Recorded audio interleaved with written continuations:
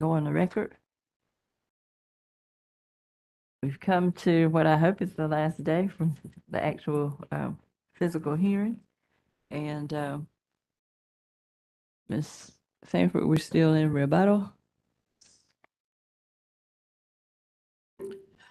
May I make some opening comments? I ask your staff and the public staff if that was agreeable. And remind me what the opening comments. They are about follow-up on yesterday and some report back to the commission with respect to the parties' intentions to meet.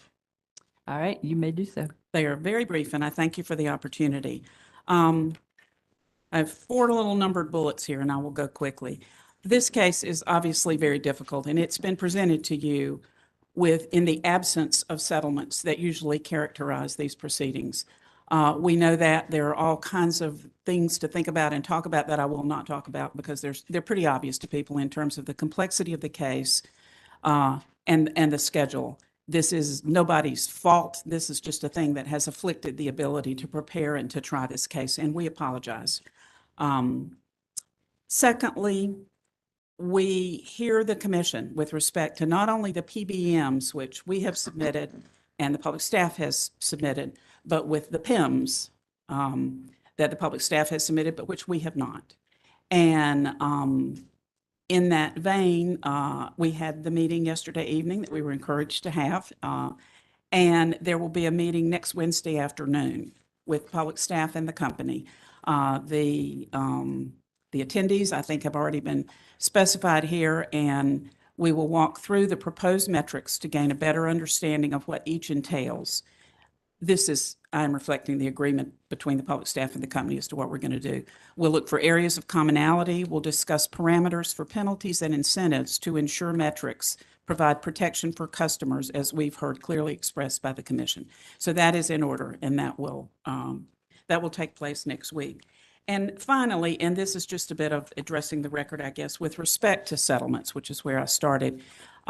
There were attempts made to get together for settlements during the course of this case. They didn't materialize, and that goes to my first point, that it's unfortunate that we haven't been able to do that. But I did want the commission to know, because I think the record yesterday might have not made this clear, that there were some attempts, and they unfortunately didn't work, but we are on it now, and we're looking forward to these conversations. Thank you. Thank you, Ms. Sanford. Aqua calls to the stand, and they're already there. Mr. Haddad and Mr. Gearhart as their next witnesses. I believe both have already been sworn in. That is correct. You remain under oath. And so I will ask these witnesses if you cause to be pre-filed rebuttal testimony of 27 pages with 2 exhibits in this proceeding. We did, yes. And do you have any corrections to the exhibits for the testimony? I do to my rebuttal testimony. If you'll please let us know what those are. Absolutely. On page 3, lines 15 and 16 should be removed. And on page 15, on the very top line, it should say page 23, not 21. And go ahead. I too have corrections. Starting on page 19, line 16 with the word additionally. From that point through line 18, the table at the top of line 20 and the sentence on line 2 and 3 should all be deleted. And were those corrections previously noted and handed out? Yes. Okay. And with those corrections, if your testimony were presented today, would it be the same as pre-filed? Yes. Okay. We'd ask the testimony be incorporated into the record as if orally read from the stand, and the exhibits be identified as marked. All right, without objection, that motion will be allowed. And did you prepare a written summary? We did. Okay. Do you have any corrections to that summary? We do not. Okay. We have handed out the written summary. We would ask, in the interest of time, if we could just dispense with reading it out loud and have it incorporated into the record. That's perfectly fine. Thank you. These witnesses are available for cross-examination. Good morning. I am going to have a few questions for you, and then I'm going to turn it over to Ms. Coxton. I would like you first to turn to pages 12 through 13 of your testimony.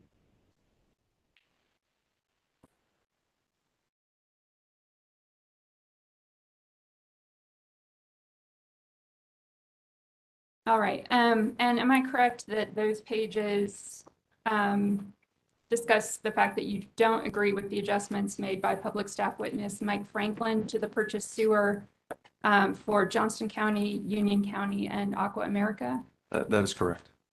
All right. I would like you to turn to what has been pre-marked public staff Gerhart Haddad proposed cross exhibit number 1.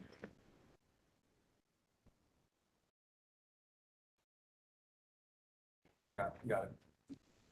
Give the commission a chance to get there.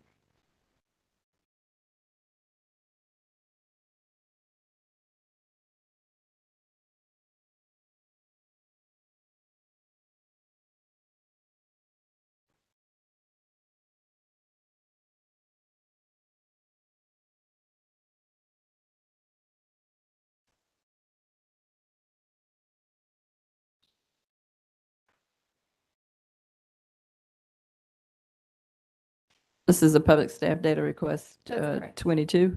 Yes. All right. And I would like that to be identified as public staff Gerhart Haddad cross exhibit number 1. Rebuttal cross exhibit number 1. Sure. It'll be so Thank identified. you. All right. Do you agree that this is the company's response to public staff data request 22 questions 1 and 2? I do. And do you also have Mr. Franklin's testimony in front of you? I have it. My papers, yes. Or I could read it and agree. You could agree subject to check that. Agreed. Yes, that works. Okay. That he testified he, quote, analyzed the 2021 purchase sewer information from the spreadsheet titled DR 22 item 10 purchase water .xlsx tab 1 2021 purchase sewer provided in response to public staff data request number 22, end quote, to formulate his adjustment to purchase sewer. Correct. I'm familiar with that. Yes. All right. At this point, I would like you to turn to what has been pre-marked public staff Gerhart Haddad proposed cross exhibit number 2.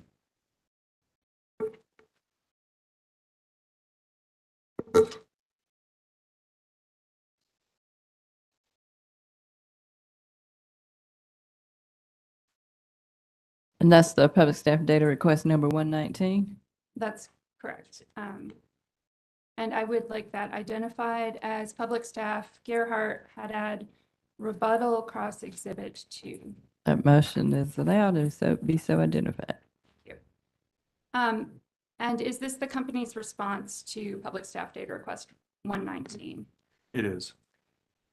So do you agree that question 1 asks why the Johnston County purchase sewer expense shown in spreadsheet titled DR22 item 10 purchase water XLSX tab 1 2021 purchase sewer provided in response to the public staff data request number 22 did not include the monthly purchase sewer expenses for the months of March, June, October, and December 2021 as provided in Gerhart rebuttal purchase sewer XLSX? Yes, this is our response. Okay. On page 2 of the response, the beginning of the second paragraph, do you agree that it states the 2021 purchase sewer is not nearly as useful? It is a historic tracking sheet that is more difficult to update and read and was inadvertently incomplete, which was not observed at the time as it is not regularly utilized for analysis. That is correct. Basically, that was, I realized that the response to data request 22 for that particular page was incomplete. It was pretty obvious when we saw the adjustments that the numbers we provided were not complete for the sewer part. Again, what I tried to emphasize was that this is a schedule that has both purchase water and purchase sewer on different tabs. And 95% of the time we use it, it's for purchase water. Purchase water has a lot, we're dealing with that on a monthly basis, dealing with issues such as water loss, and the purchase water pass-throughs. Basically, it was my realizing that the schedule we provided for 22 was not complete for sewer. And Okay. that a better version should have been provided, and that's what I created for the exhibit that I provided as part of my rebuttal testimony. So would you agree that that same language about the spreadsheet being incomplete is found in the responses to questions 3 and 4 as well? Yeah, it's essentially the same situation. Okay. It's the same category, it's the same situation, and that's why I addressed for those 3 vendors. So do you agree that your rebuttal testimony on the topic of purchase sewer is essentially the result of incomplete information that was provided to the public staff? In this situation, it was. Prior to filing your rebuttal testimony, did you provide a corrected response to DR 22 to Mr. Franklin? We didn't specifically address 22, but I provided schedules for Johnston County and for Union County and a schedule addressing the Aqua portion of it. A more complete version. And what I also indicate in my responses is the format I derived for that response is what we will use going forward when these requests come in for purchase sewer. Okay, but you didn't do that until after you filed your rebuttal testimony, correct? It was part of the rebuttal testimony, Okay. correct? Do you think it's reasonable for customers to pay rate case expense associated with litigating this issue that was the result of the company's failure to provide complete information? I would respond that, mistakes are made, corrections are provided throughout this case. It was a very simple correction that I was able to make. I can't really, that's sort of what I would say to that. Do you agree that had you provided Mr. Franklin with the correction before filing rebuttal, he could have filed correction to his testimony? Absolutely. Okay. No further questions from me. I'll turn it over to Ms. Coxton.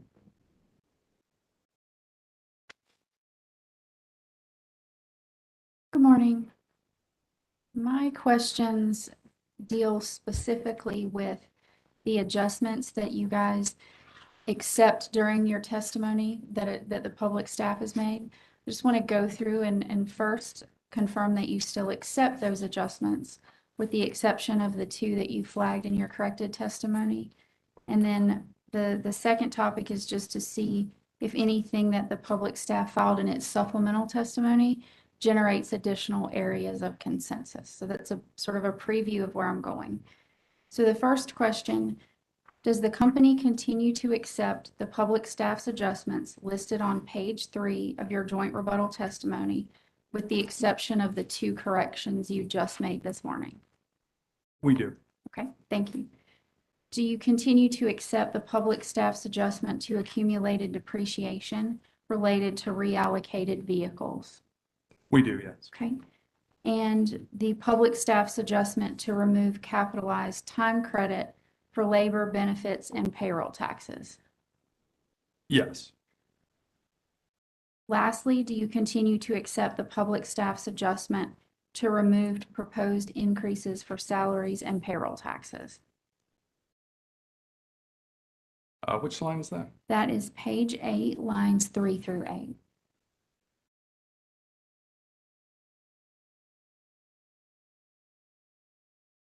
Yes, basically that was, we accept the adjustments to get to actual salaries as of that time, yes. Okay, Yes. thank you. And then have you had an opportunity to review our accounting panel's supplemental testimony filed on December 13th, 2022? I have. Does anything contained in that testimony result in any additional areas of consensus? Not completely, no. Okay, thank you for Yeah, that. there wouldn't have been any additional bullet points from that. Okay. And then my final question is, and this is just sort of a forecast of when you'll be able to provide additional information. When do you expect to provide your final update to rate case expense? That'll be compiled starting next week. Obviously, there are costs being incurred as we sit here. So by the end of the month at the latest. I mean, I can establish a timeline, but I'll basically be compiling that next week. Okay, that's the last question that I have.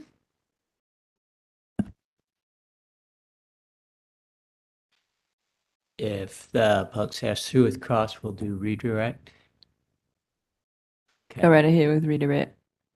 Just a couple. In terms of the regulatory expense, is it the company's plan to include expense at least anticipated through the preparation of the proposed order? That is correct. That is, Okay. that is generally how that is handled, yes. And regarding that cross-examination exhibit number 1 from the public staff, that is data request number 22. And if you'll take a look at that, and there's a question number 1. You had that in front of you. Yeah, I have that right. And would you read the words for question number 1, just starting from the number 1 through the colon, that first line?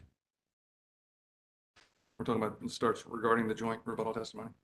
No, I'm talking about the question number 1 Okay, maybe I'm for on the right- the data I'm sorry, request I was 22. on the 119, sorry. Okay, That's what page, okay. The one that starts for each water rate entity. yes, Okay. and just that first line. For each water rate entity, please provide the following. And were the numbers in the spreadsheet you provided for the water rate entities correct? Yes. Okay, thank you. That's all I have. All right, I have a few questions for you. On, Mr. Gerhard, you stated in your rebuttal testimony that you disagree with the public staff's adjustment to insurance. And, Correct. let's see, The go ahead. The primary disagreement is on the application of the reg asset related to claims paid. The public staff used 2020 as the year in question, despite the fact that the rate order was received in late October of 2020. Company chose to apply that prospectively, starting with the rate order. So we used the calendar year of 2021. And you indicated that during 2021, the claims paid was considerably higher than the expense recovery amounts approved in the last rate case. It was. And can you shed some light on the major reasons for the higher insurance claims that were paid in 2021? I don't have that information in front of me. So I don't remember the nature of the claims. There are 3 different categories, but the amounts that were paid were significantly higher in 21 versus what was in the rate order. I would request a late file exhibit as to the reasons the claims were higher. All right, regarding those claims paid in 2021, can you provide the percentage of the increase that's associated with the allocated insurance cost and the directly assigned insurance cost? I can include that as part of the late file exhibit. And just to add a little color, the detail of the claims were provided as part of the filing. I believe it's considered confidential information, but it was provided as part of the filing. But yes, I can provide a late file exhibit with a summary of sort of characterizing the change and the percent increase. All right. And back in the sub 526 case, you were asked about what is the agreed upon time period to address the 50% true up adjustment that Aqua records to the regulatory asset or liability account on its books. And you stated you were not 100% sure because there were still some details to be ironed out between the parties. How did you iron it out and ultimately address the 50% true up adjustment? We're still talking about insurance? Mm-hmm, I believe so. Let's see. I mean, I guess my understanding, I guess maybe I don't completely understand the question. Basically, the last rate order indicated that it will be handled as a 50%, a 50% adjustment based on the difference. We basically would compare the actuals to what's in the rate order and take 50% of that change. And that's what was, and again, we used those numbers for 2021 to get our amount that was included in our filing. All right, and did you reach any other agreements with the public staff on that? As far as insurance, no. Okay. Basically, they chose to approach it as using 2020, and we chose to approach it using 2021. And my understanding from the testimony is they believe that was the intent of the order, but we interpreted it differently.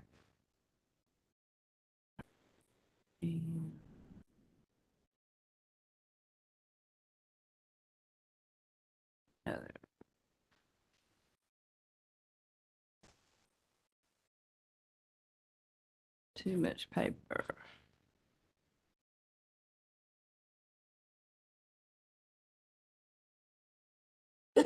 Just a second.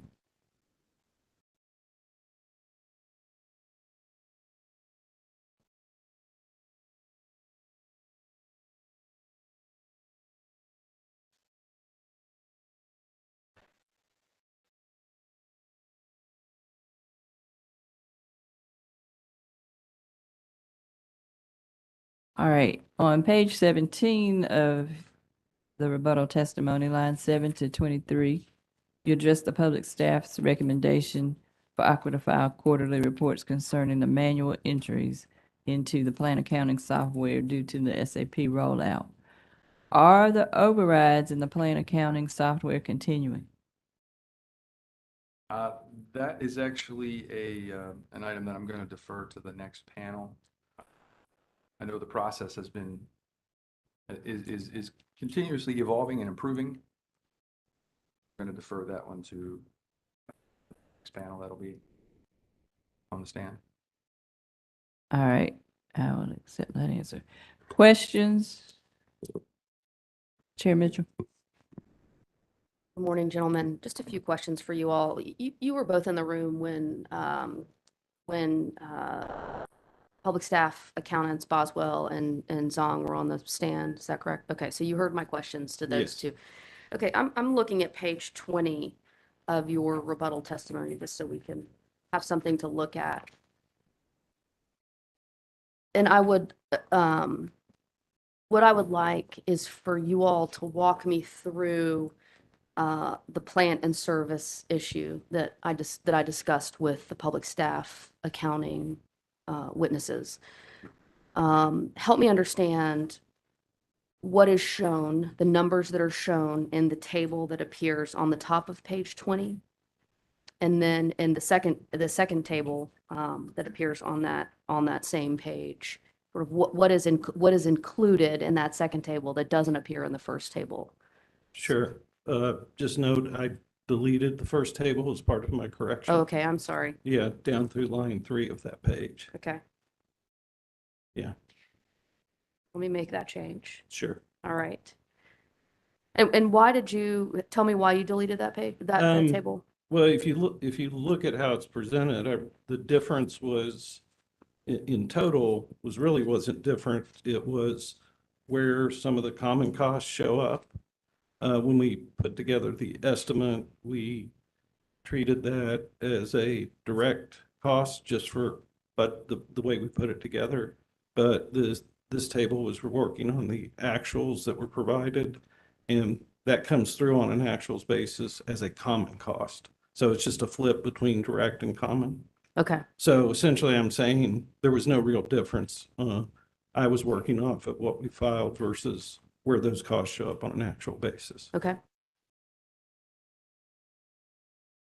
All right. So then this second table that appears in your testimony, what I heard from the public staff accountants is that of the 32.2 $7.8 million that appears in the total column for the January to November actuals, the public staff audited approximately 12 million of that, of that total cost. Did you That- all hear the same thing? That's correct. And is that your understanding that the public staff's audit was limited to approximately $12 million of that approximate $33 million?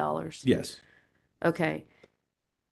And what is your understanding of why the public staff's audit was limited to the 12 million? What I heard was the information came late. And so they haven't had time to audit that differential. Okay, so is it your understanding then that approximately 20 million then of the January through November actuals is unaudited? Yes, Okay. And then the estimated to close in December, you've got a total of 14.5 approximate million dollars. I heard public staff testify that 14.5 is unaudited. Is that your understanding as well? that's correct. Okay. And confirm my understanding and correct me if I'm wrong, that Aqua would include both the approximate 33 million and the 14.5 million, or in other words, the total 47.3 million in the base case. Yes, that's correct. And So does that mean then, do I understand correctly that 14.5 million and 20 million, so 30, is that 35 million, $34 million is has been unaudited by the public staff, or has not been audited by the public staff? yes, it'd be yeah, that's correct. Yes. Okay. Is it typical for purposes of cost recovery proceedings, particularly rate cases? And I understand that we're utilizing a different a different cost recovery mechanism in this proceeding than we have in the past. But is it typical that a test year would involve unaudited costs to this magnitude or to this extent for plant and service?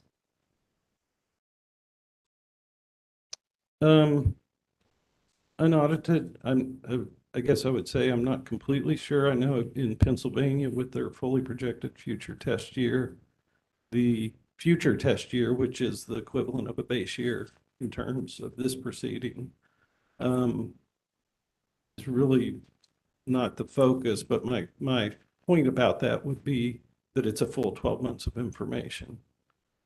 And that full 12 months would be provided through the regulatory process as it was here.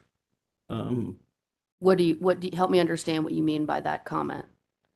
Would be provided by the regulatory process It'd be in the filing, in their initial submission in the initial So- submission. of a rate case. Are you talking about the subsequent rate case?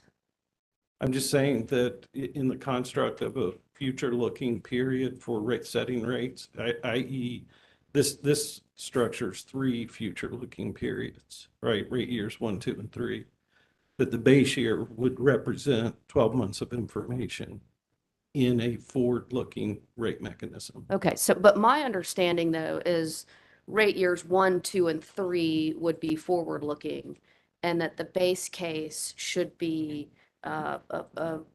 more like the historical test year that we Mhm. previously used, Yes. and should have been fully audited. So help me understand why this commission should be comfortable with a base case that hasn't been fully audited. Procedurally, I agree with you. There are unaudited costs presented in my testimony. And I guess I would just say, and I'm not being flippant about not giving respect to the procedures, but from a construct and concept, my point of view would be that the base year should represent 12 months of information. How that happens in the context of where we are and what's been discussed this week on the challenges with data and who got what late and those types of things. I'm not disregarding that. I would just contend that somehow the base year should represent 12 full months. And I realize that the solution, at least as I heard proposed by staff, is we just moved those 4 months of estimates forward into the first rate year. So holistically, from January 1, 22 to the end of 25, the capital costs are essentially complete. In other words, they represent the 4-year plan provided by the company.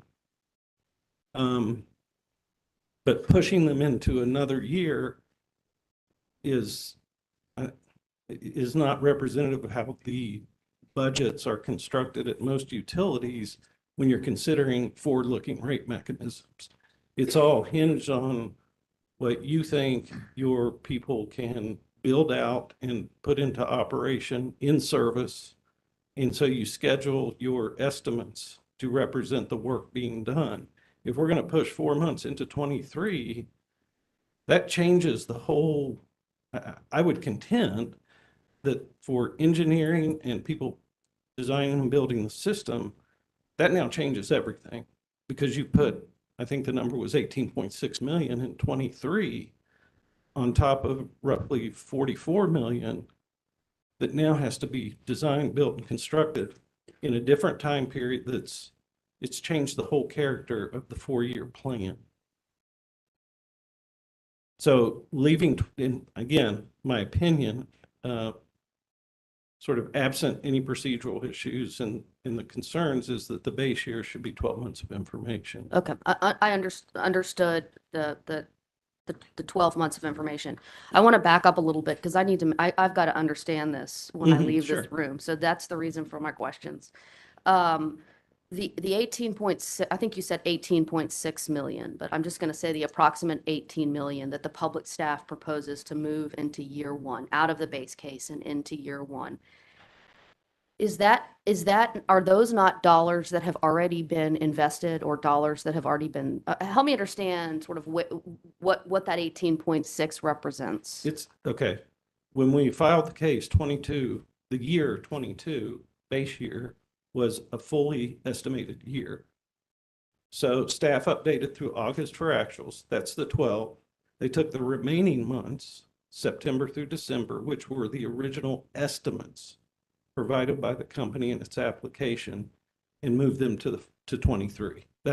So the 18.6 is an estimate, along with the fully forecasted rate year one. Okay.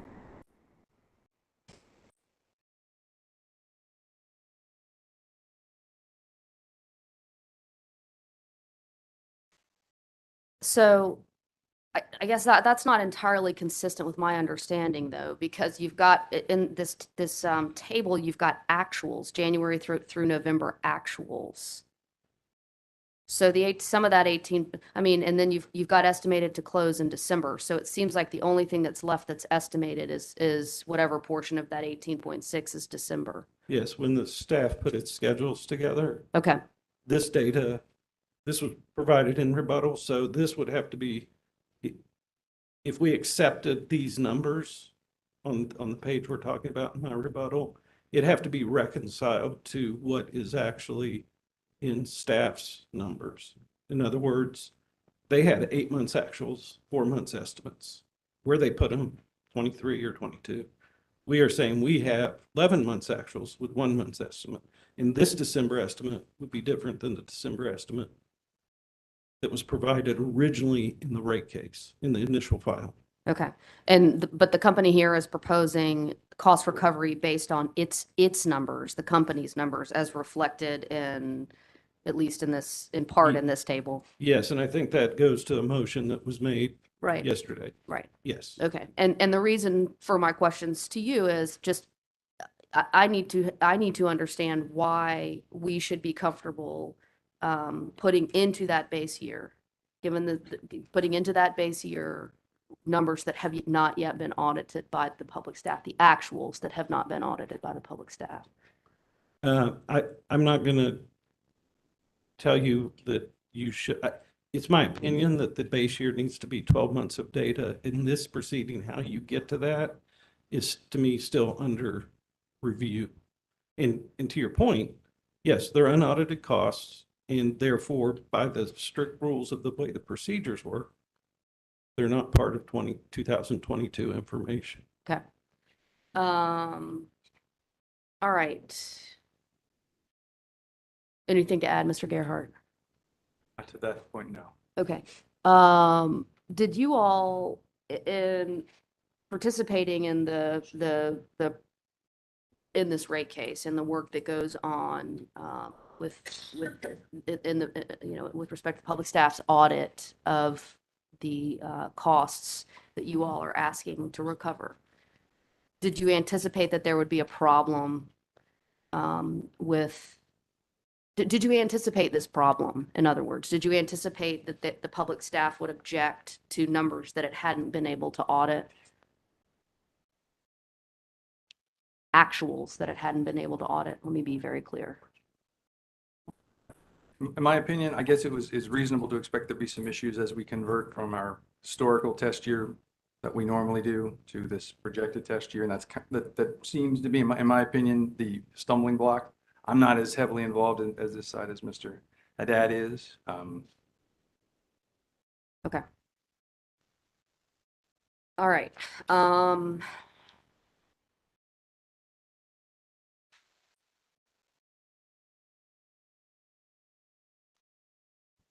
I have nothing further. Question. Commissioner Hughes?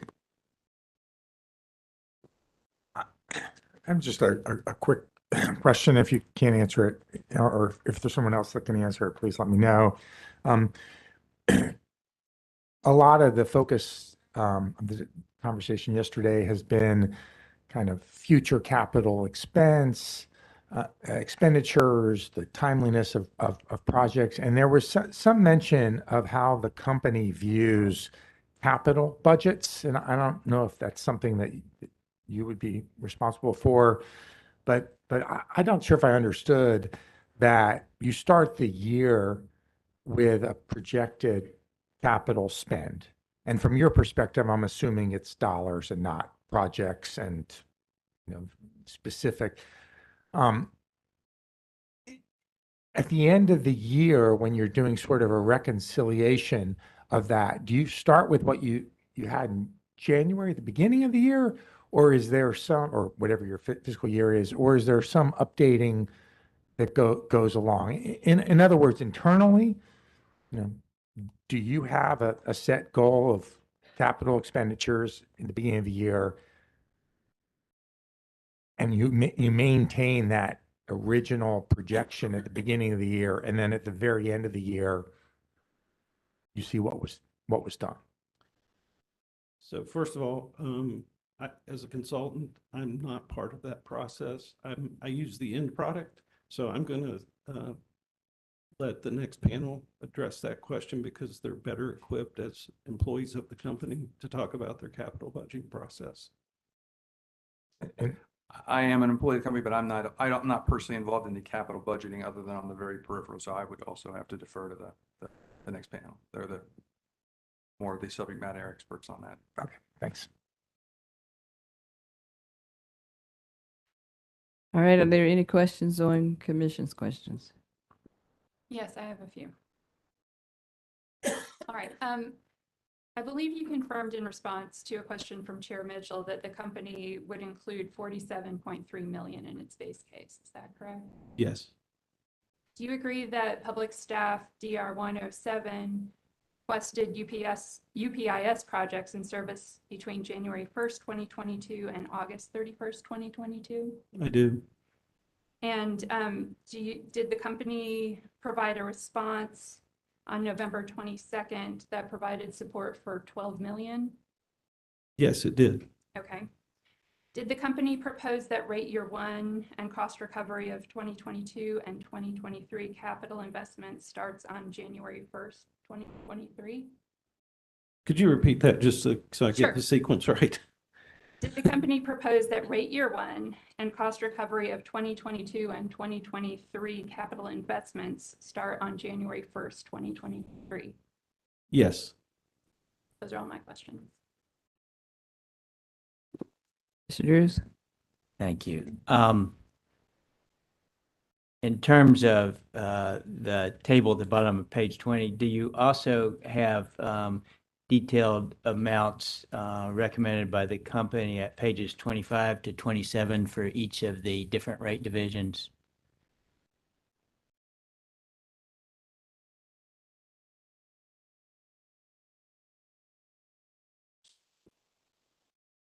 That's pages 25 to 27 of Yeah. your pre-filed testimony. Yes, I did. Okay.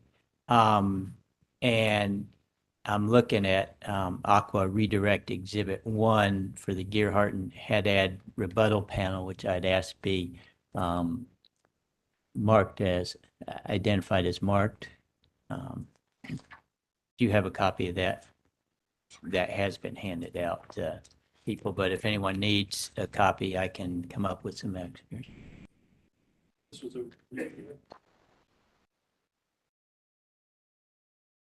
Do you have that? That's not the cross exhibit, correct? It is not the cross exhibit, it's the redirect exhibit. And this is the one, Mr. Drews, that you had pre-marked number 1? Yes, it is. All right. And it reflects a table that says summary UPIS. And it'll be so identified as.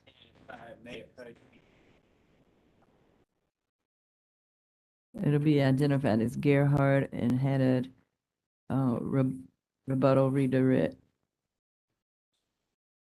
Exhibit 1. And is that redirect exhibit 1 simply a presentation on a consolidated company basis of what is broken out by rate division on pages 25 to 27? Yes, it is. Okay, thank you. Mr. Drews, may I ask what question this is in regard to?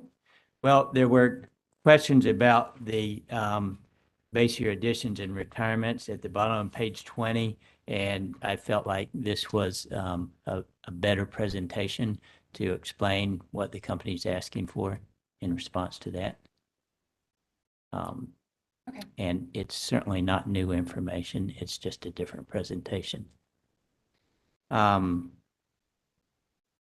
So going back to commission questions about how the base year works.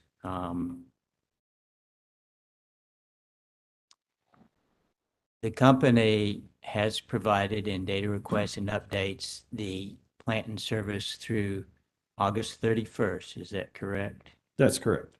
And in a subsequent data responses and update filing, have you provided through September 30th to the public staff the actuals? Yes, Okay. For the base year, you indicated 12 months is appropriate. And do you understand the purpose of the base year is to take us from the historical year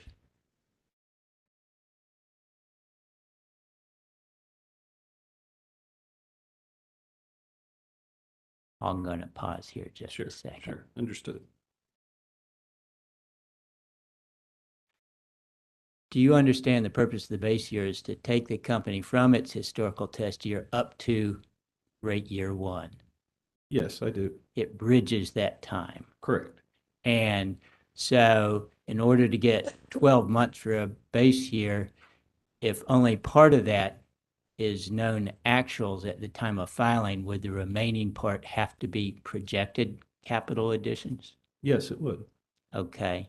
And is that how the company filed it? Yes, it was. Okay.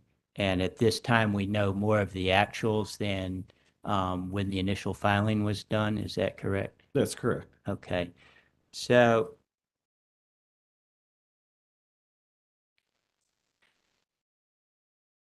when the company has actual cost recorded, that can be audited by the public staff. Is that a fair statement? Yes, I think that's fair. Now, when there are projected costs used for purposes of preparing a WISIP application, is it your understanding that any projections can be audited and the commission, as actually stated, would be audited or subject to audit and review for prudence in the next rate case? Yes. Is it really possible to audit a projection when you don't have the actual data yet? Yes, you could audit the projection as a projection, but it's really only going to matter to comparison of what actually occurs relative to the estimate. That's all my questions on redirect. All right.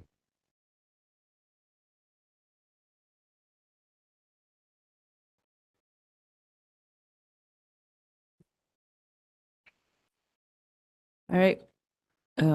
I receive your motions. The company would ask that the rebuttal exhibits 1 and 2 be admitted into evidence, and also the redirect exhibit 1 for this panel. All right. That motion is allowed. And I would move Public Staff Gerhart had add rebuttal cross exhibits 1 and 2 into the record. And that motion is also allowed.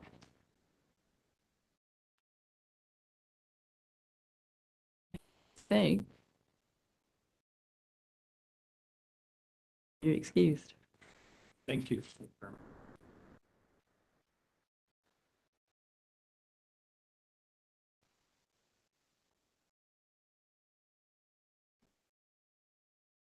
At this time, the company will call its next and last panel. And there's light at the end of the tunnel. One of the panel members had to step out briefly, but will be coming back as soon as possible.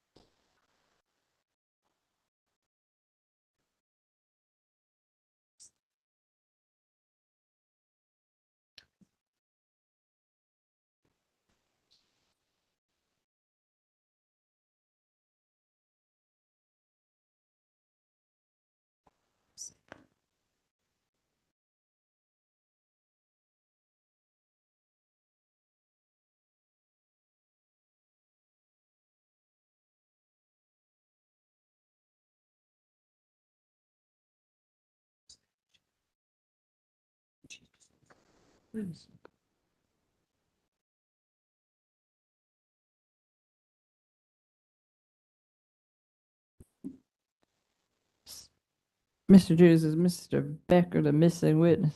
He is, and he understands he is up for testifying, and he needed to Yeah, step here out. he is now. I was just going to say he remains under oath, but I have some new first timers.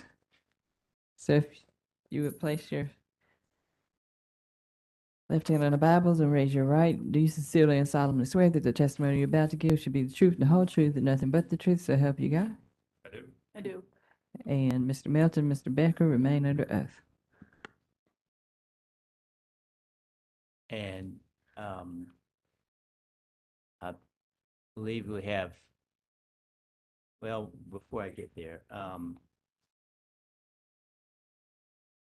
I will ask this panel if you cause to be filed on December 19th, 101 pages of rebuttal testimony along with 8 large exhibits. We did. Thank you. And do you have any corrections to that testimony or exhibits? We do. A few small ones here. Page 13 of 101.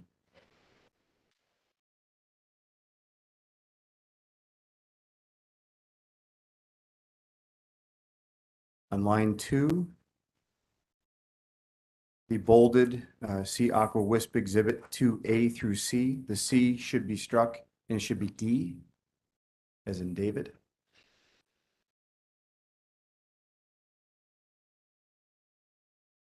On page 17, page 17, lines 1 through 3.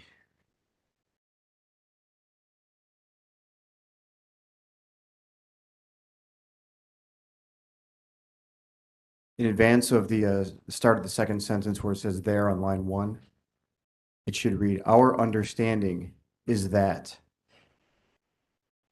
And then to continue on, it's their recommendation to reduce the company's projections of its 2022 capital additions by year end to approximately 12 million. So you strike only 18.6 and replace the only 18.6 with approximately 12 million.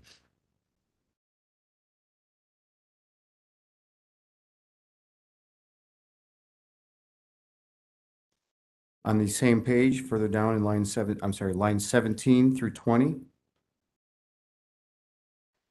strike the first sentence, while the public staff does effectively agree to include Aqua's estimated, through to line 20, bridge period. And then the should be capitalized in line 20, just in advance of public staff.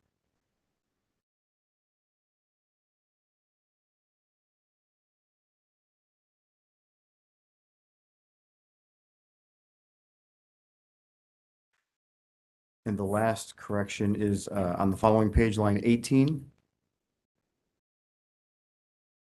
Is that page 18, line 18? Page 18, starting on line 19. Strike the sentence that starts with the public staff and then adds in.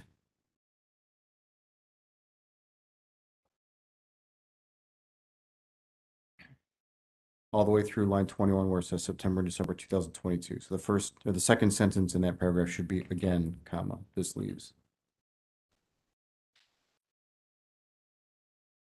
Does that complete your corrections? That does. Okay. Thank you. And with those corrections, would your testimony be the same today as when pre-filed? Our testimony would be yes. Yes. Okay. We would ask that the pre-filed testimony as corrected be incorporated into the record as if orally read from the stand, and that the 8 exhibits be identified as marked.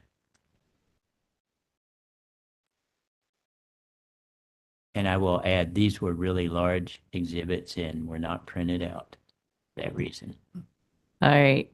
That motion will be allowed without objection.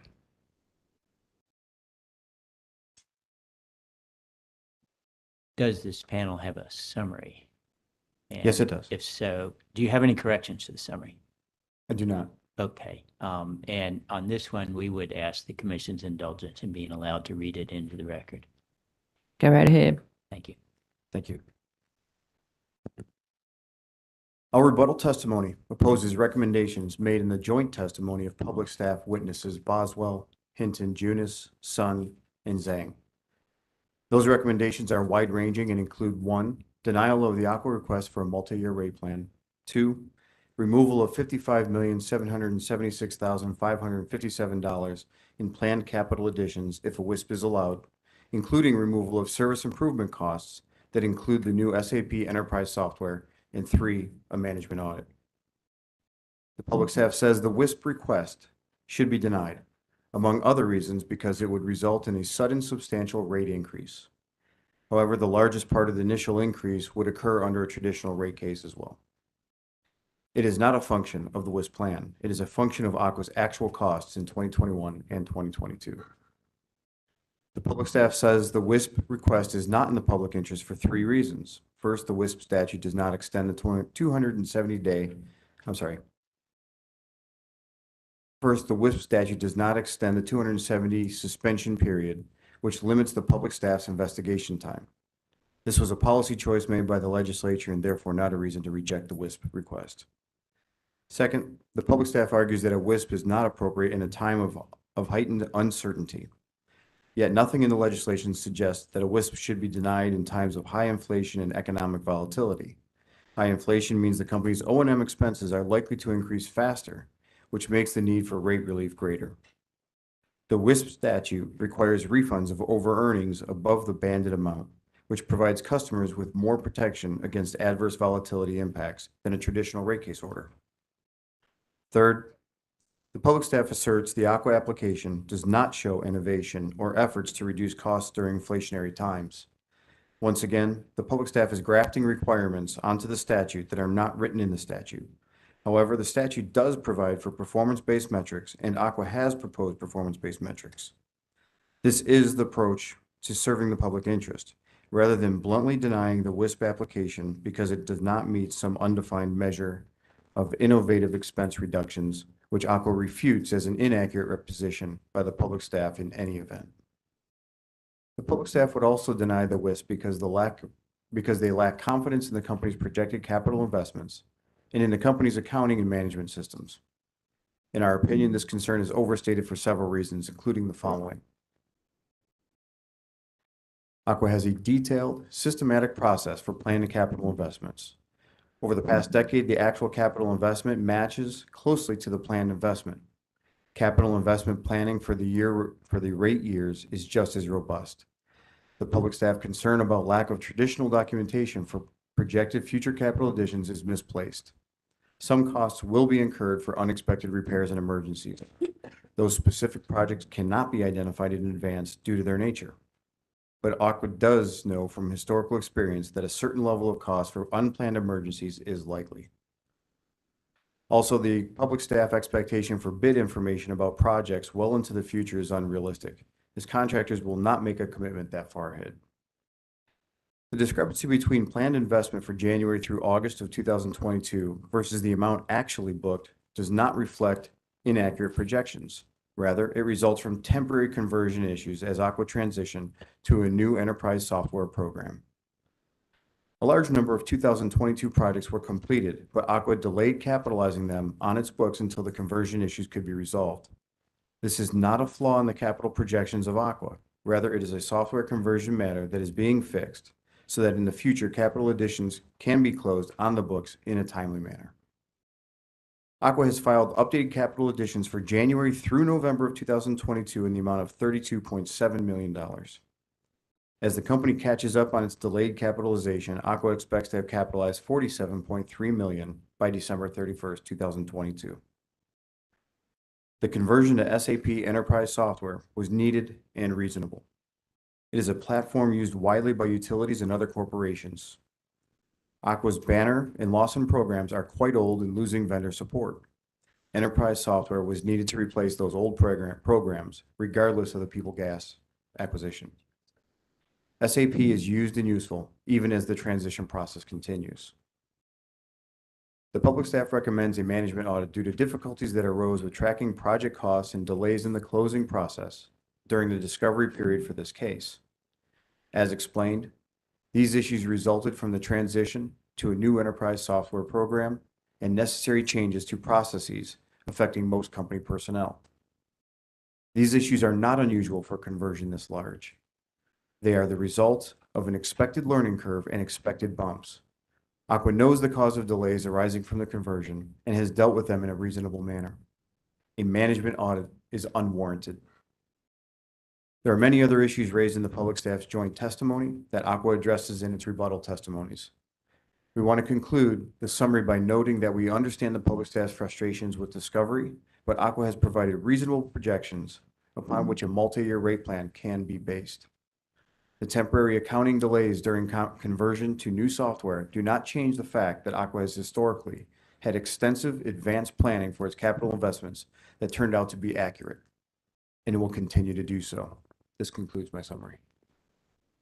And before we turn them over to cross-examination, we have a couple of relatively new witnesses, and I'd just like to ask that they introduce themselves by name and position and role in this rate case. Okay. Good morning. My name is Whitney Kellett. I'm the Senior Vice President of Business Transformation. Do you need my address? They don't Okay. really need your address. Okay. I would just add, I had the opportunity to speak before this commission in 2017 and 2021 on cybersecurity matters. And it's nice to be back. See you again. Thank you. My name is Bill Packer, William C. Packer. I'm the Vice President of Regulatory Accounting and a Regional Controller for Essential Utilities of the company's Pennsylvania and New Jersey subsidiaries. Been with the company's 18 years now. Had the pleasure to testify back in 2007 and 2008. The company's North Carolina Consolidated and Brookwood LaGrange rate cases at that time. My role in this rate case was to assist and provide direction, guidance, as well as resource help for the Carolina team here in this regulatory application. Thank you. Thank you. And I believe you already know Mr. Melton and Mr. Becker. I will add that Mr. Melton in particular is deeply involved in the capital planning process. And we at this time offer this panel for cross-examination. Good morning.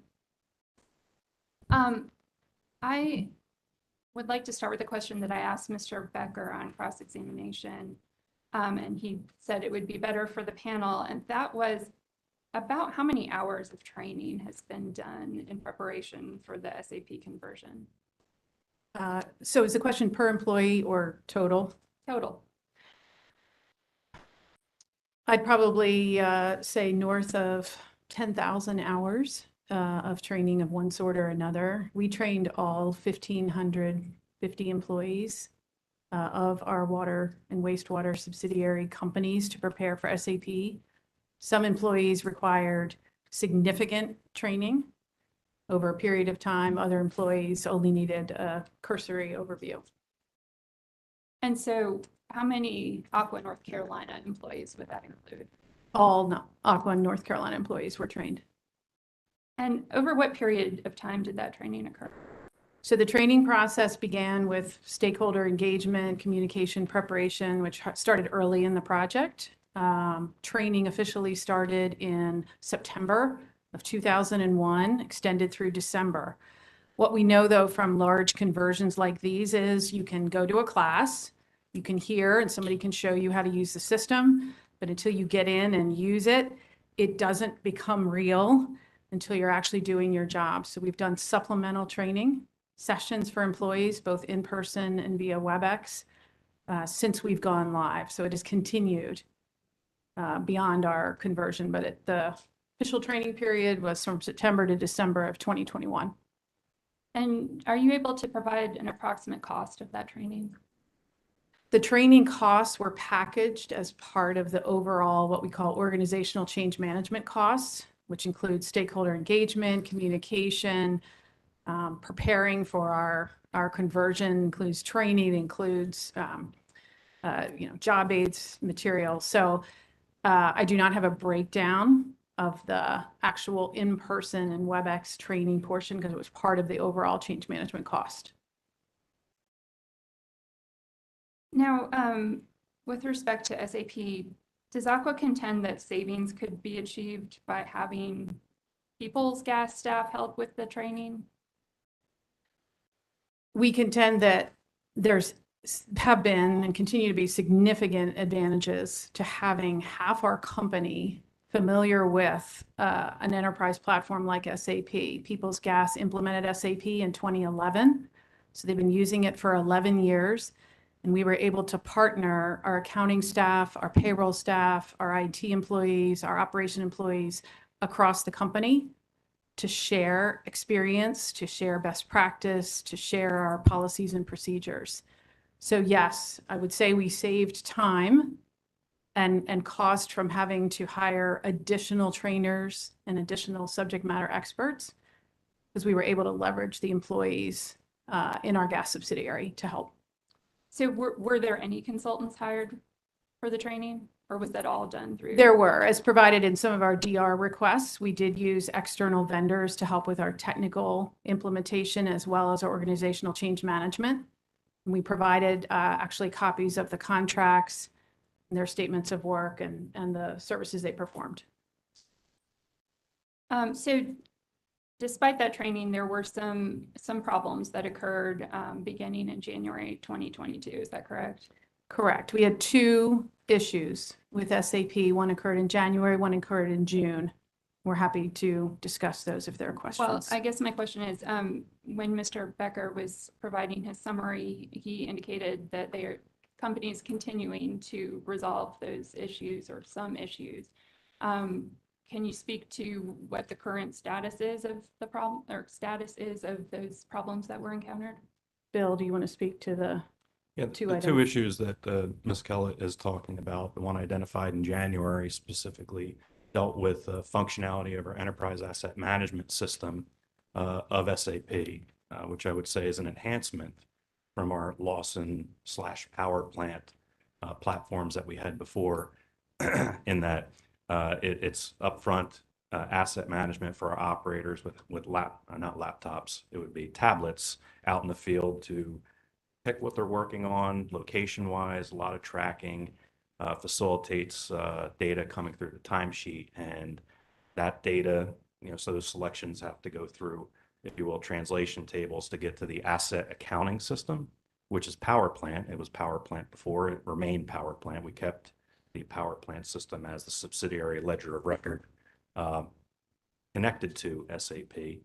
And there was an issue with that translation table, and that was corrected in June and effective for plant additions and closings starting in July of 2022. The second issue that was identified was an issue with an overhead allocation. And that was not an SAP functionality issue. It was rather a setup of a rate. SAP, as part of its functionality, uses a lot of overhead allocations as compared to our prior financial system, Lawson, where when you wanted to capture overheads such as capital overheads, benefits overheads that you would remove out of operating expenses and want to charge to the thousands of capital projects that a company like North Carolina endeavors and keeps track of, SAP enhances, to call it the financial systems, in that you don't have to do manual journal entries that we used to have to do to record those overheads and allocate them through Power Plant. They're all done now right through the SAP system. It was identified in June that that overhead rate was set up at too high of a rate, so therefore it over allocated. And once that was identified, that rate had to be adjusted, reallocated so that the correct costs could be attributed to projects at that time.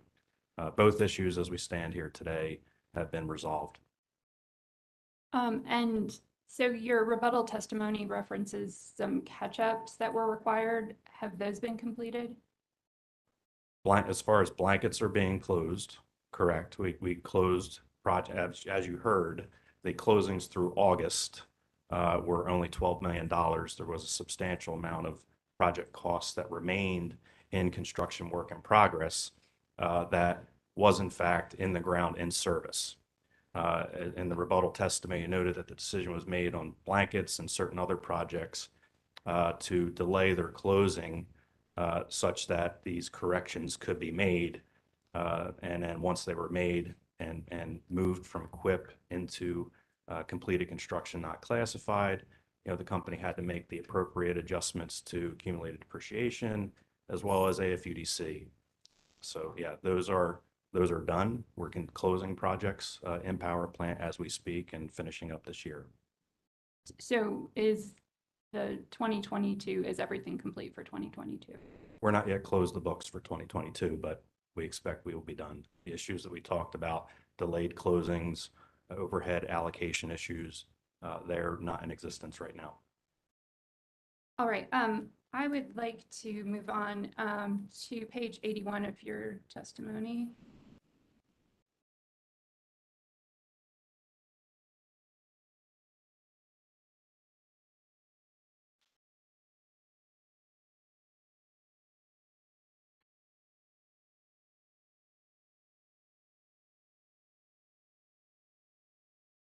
All right, and starting at line 14, the testimony states the company had significant difficulty following the public staff's calculations related to UPIS and related accounts in its calculation of rate base, but based on its understanding of the public staff's recommended adjustments. Aqua responds in the following series of questions. So if you would, please turn to what has been pre-marked public staff Becker, Packer, Kellett, and Melton proposed cross exhibit number 4.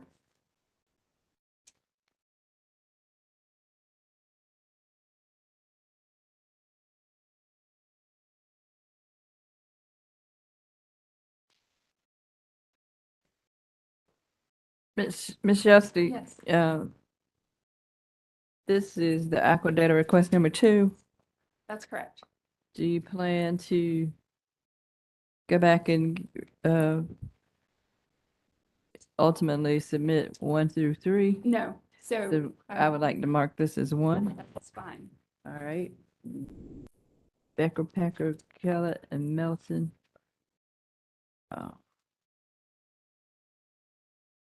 Rebuttal cross-examination exhibit 1. Thank you.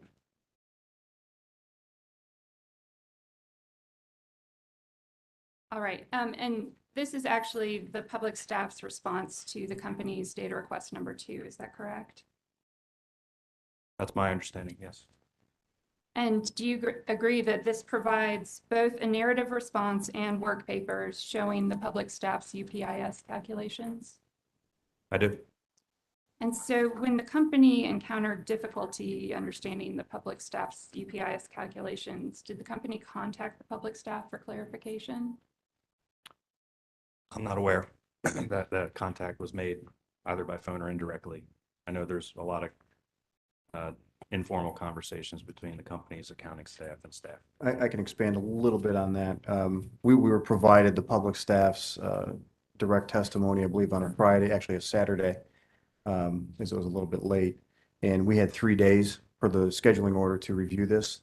This was a massive undertaking. We just were not able to thoroughly vet through all the schedules and the calculations from the public staff during that time. And even there was an extended time, but it was a significant undertaking to try to understand that in that amount of time.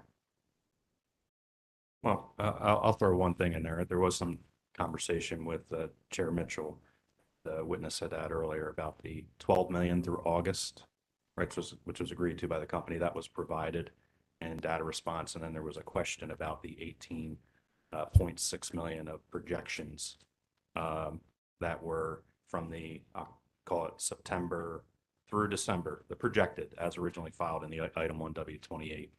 I think some of the confusion was whether or not that was included in the base year initially, or the, in this case, it was identified as being included in rate year 1 additions. And just to be clear, did the public staff provide the work papers for its WISP exhibit on December 3rd, 2022? I understand it wasn't officially filed until the 5th, but do you agree that the work papers were provided? Subject to check, sure, yes. All right. I'd like to move on now to page 86 of the panel's testimony.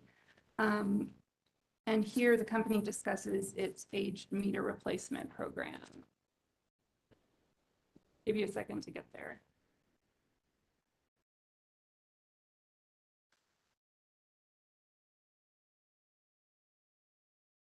Section.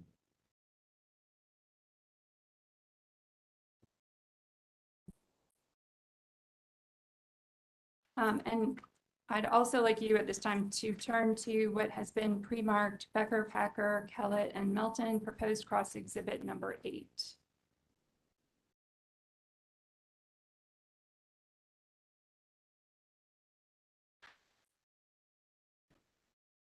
This is public staff data request number 58. Yes. All right. I would like that to be marked as public staff Packer, Kellett, Becker, and Melton. Rebuttal cross exhibit number 2, please. All right, it'll be identified as number 2. And with regard to these panel names, the court reporter will use one conventional ordering. Sorry And the about that. order I have on here is Becker, Packer, Kellett, and Melton. All right.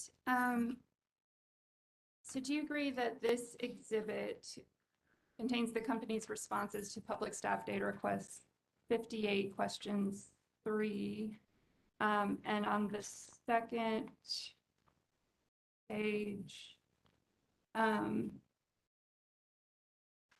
to public staff data request number 68 question 3? Yes. All right, so does page 1 of that exhibit show that the company anticipates replacing every customer meter with an AMR meter by the end of 2028? Yes. And page 2, that the question says that the company's response to a DR asked by the public staff in the sub 526 rate case indicated that the company's strategic plan, which includes access to meter data for customers, would be completed in 2022. Is that correct? That was the estimated date provided back in 2020. And on page 3, at the end of the paragraph in the middle of the page, does the company's response now indicate that the target implementation date for the new portal is the end of 2023? Yes, the project is underway. We forecasted in 2020 that we hope to be completed by the end of 22. Project is extended into 23. It's underway, and we expect delivery this year. So this will allow our customers in North Carolina to come to our website and look at consumption information, daily consumption information about their usage. Today, a customer has to call our call center and request for that data.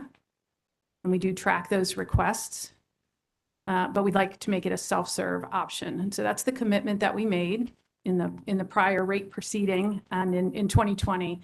And again, we have started that project and are on track to deliver that this year through our current portal. So this is not dependent on SAP Phase 2 in any way. Do you agree that Aqua's been installing AMR meters since 2012? Is that correct? I believe so, subject to check, but I believe so. All right. I would like now to move on to what has been pre-marked as Becker, Packer, Public Staff, Becker, Packer, Kellett, and Melton proposed exhibit number 9. If I may, Ms. Jost, on the 2012, I believe that's when we started doing the AMR meters in the Fayetteville area, our Brookwood case. And we've been doing AMR smart housing. We just did not have the ERTs on other replacements. But we initiated that program, I want to say somewhere around 2016, where we really started moving forward with the remainder of the state more aggressively. All right. I would request that this exhibit, which is pre-marked number 9, be identified as Public Staff, Becker, Packer, Kellett, and Melton rebuttal cross exhibit number 3. It will be so identified. All right. Is this the company's response to public staff data request number 6, question 2? You agree with that? Is what? I'm sorry. I'm sorry, we're on what was pre-marked proposed cross exhibit number 9. Yes. And do you agree that part A of that question requests that the company identify the water or sewer system associated with each proposed capital investment project listed in the company's Form W-1, item 28? I believe that we identified by the PWSID. I guess I was just asking at this point, do you agree that's what the question asked for? Yes. And so then turning the page to the company's response, do you agree that the response to part A of the question states, if the project description does not call out a system or subdivision name, then the work is intended to cover various systems? Yes. So would you agree with me that specific systems are not listed in response to the question? Yes.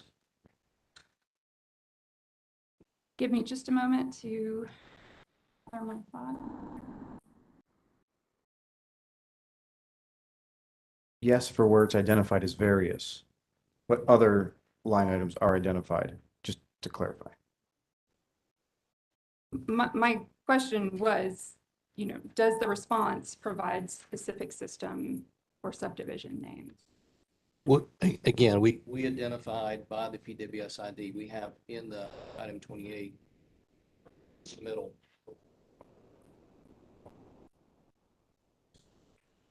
Yeah, I can hear you. I'm sitting pretty close. Sorry. So when we submitted the budget report, we identified by PWSID certain systems that would require the replacement of storage tanks in those facilities. There's also what we call a blanket list by rate entity, unexpected to failure tanks there. All right. One last question, if you could turn back to page 18 of the testimony.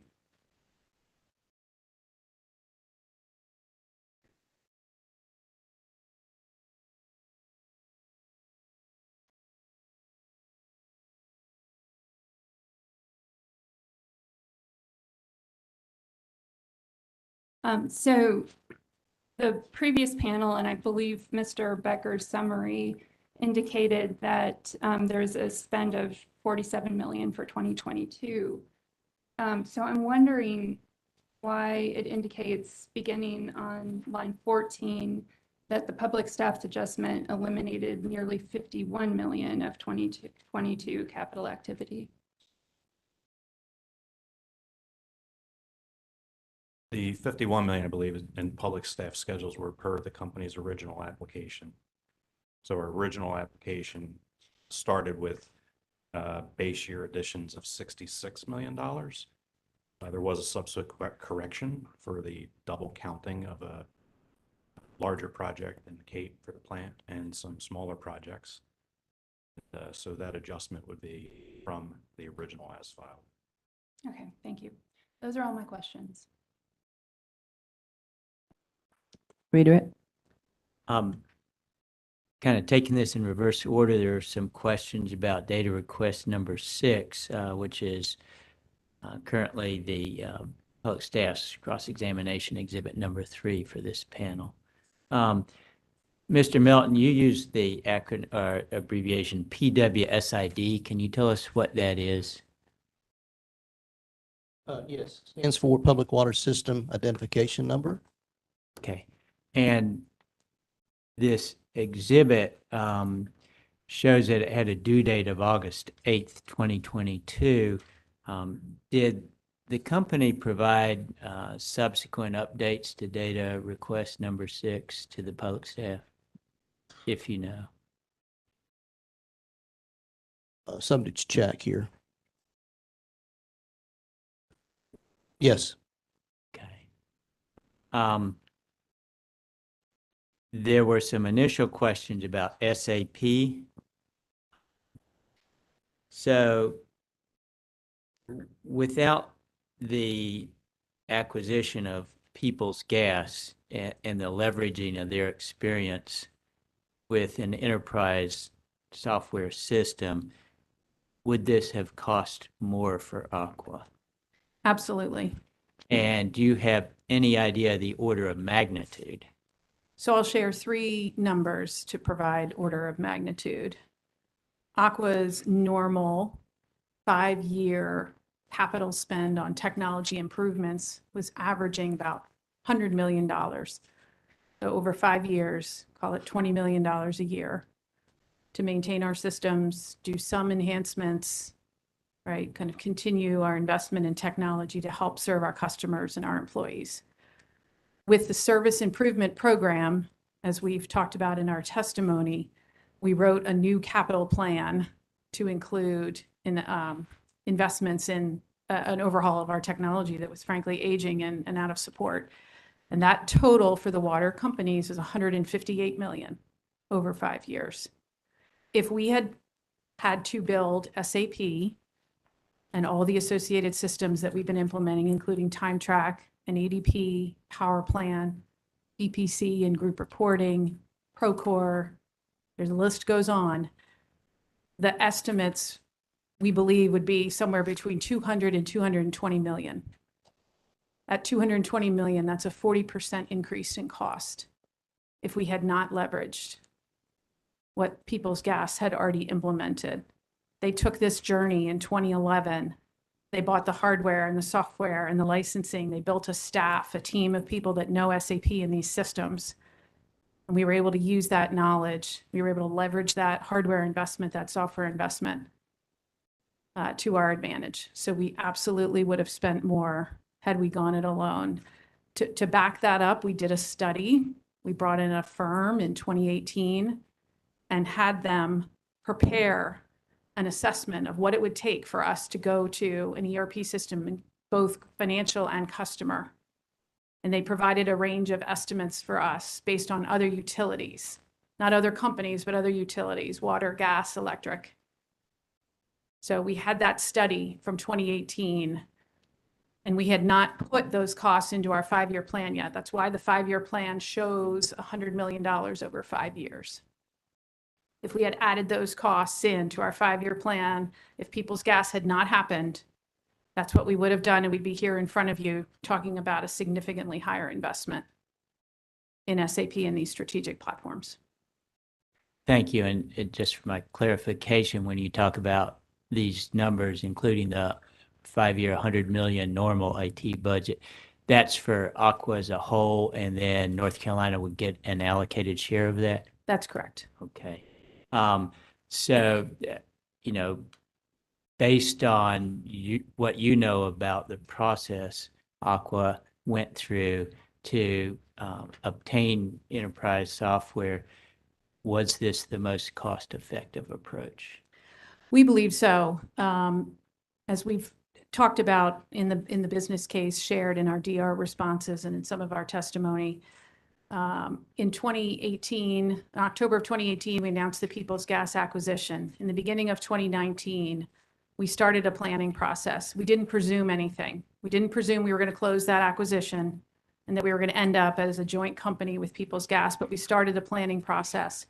And we sent out an RFI, which is called a request for information. I'm sure you're familiar with it. We sent it out with the broad strokes of what we thought our implementation might look like, the scope of it. What would it take to bring our water and wastewater businesses onto SAP? And that RFI went out to about 10 companies. And we asked them for high-level estimates of what they thought the investment might entail. Part of our interest was in their cost, but more so our interest was in what's it going to take from a human capital perspective for our employees? How many company resources are we going to need to work on the project? How long do we think it's going to take? What's the level of complexity going to be? So we did the RFI, and that helped us inform the business case that we then presented to the board in December of 2019. So at that point, we'd made no commitment. The vendors had done all the work. We prepared a document, sent it to them. They did all the work to put proposals together, but it gave us a sense of what our project was going to look like, the cost of it, the scope and cost of it. And from that, we went to the board to get their approval to continue that process. We then did an official RFP in the first 6 months of 2020. And this is where we asked for your contractual bid for our project. We ended with 4 different companies bid on the project. We did an exhaustive analysis of that and came back and then made a determination based on the services, the cost, and the delivery, how they would, the timeline and what they would deliver, the investment by the company.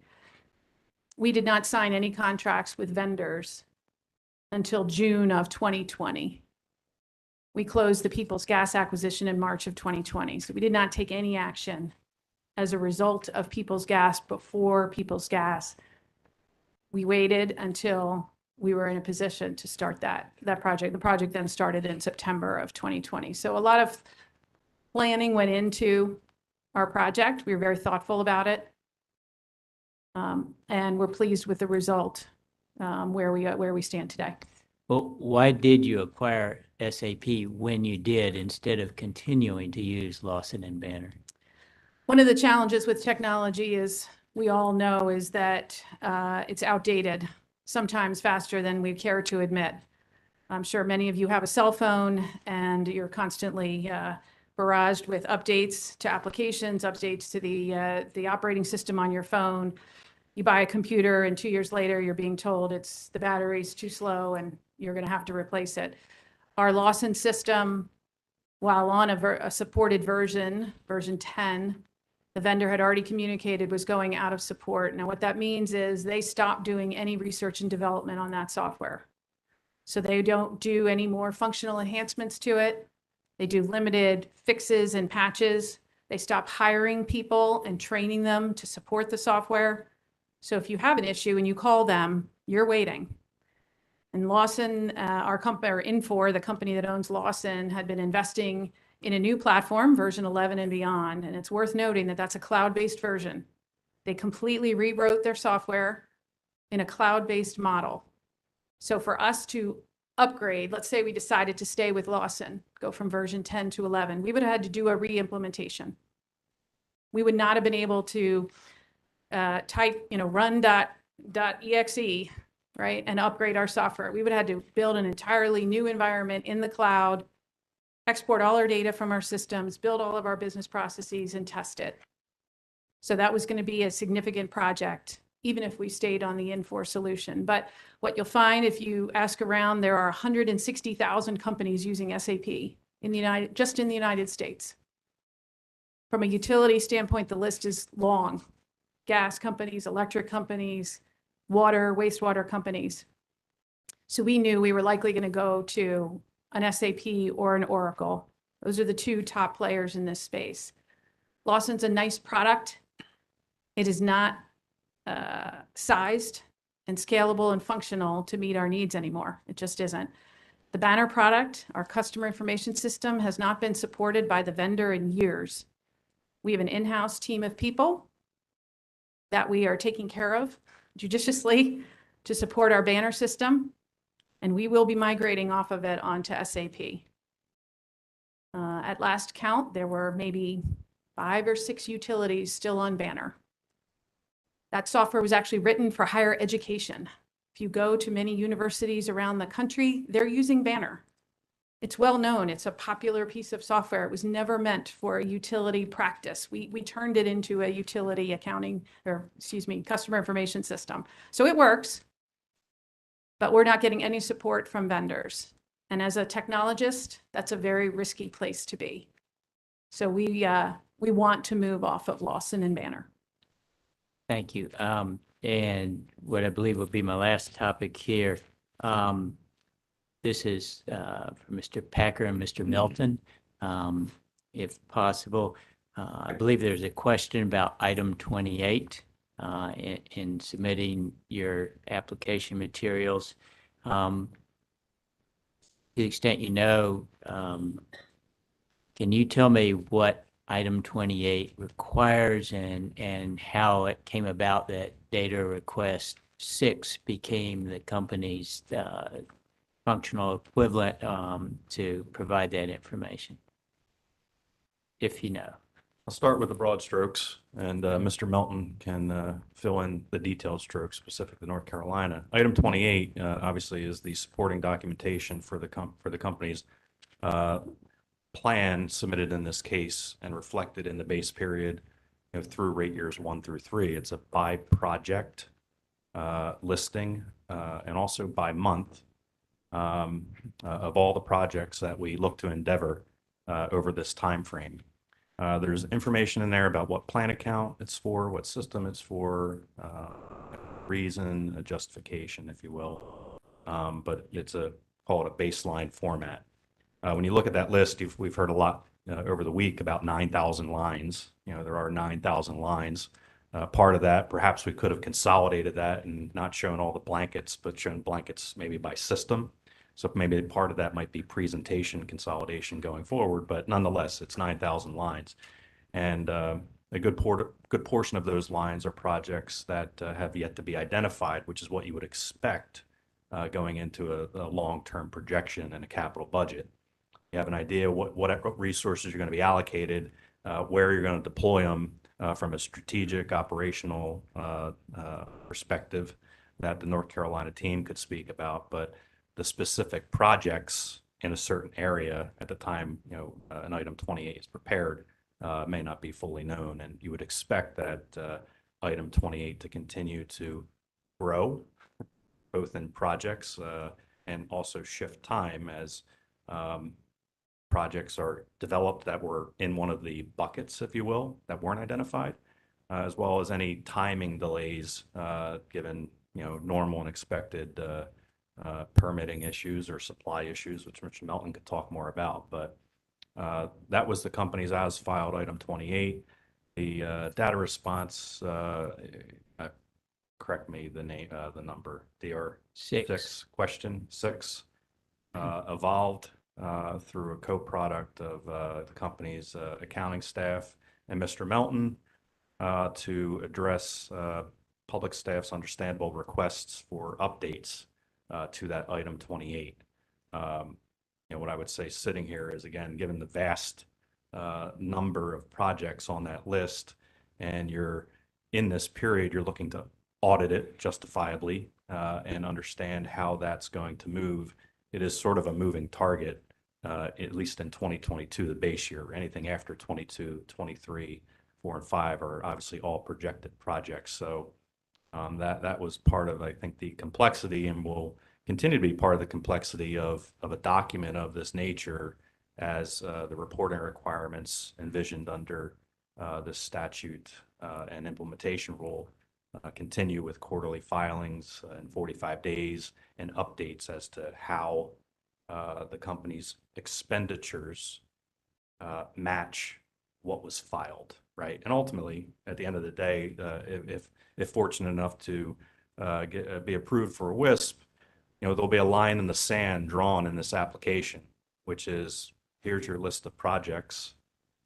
This is what you have to execute to, right? Both in terms of a total dollar spend for the various North Carolina rate divisions, but also by system. But clearly there would be a line in the sand, and that would constantly be the benchmark to have to reconcile, report, and explain what the differences are, both in timing and cost over the life of the plan. I'll let Mr. Melton expand on that if he so chooses. So, can you hear me now? Okay. I want to add just a couple of things here, Philip.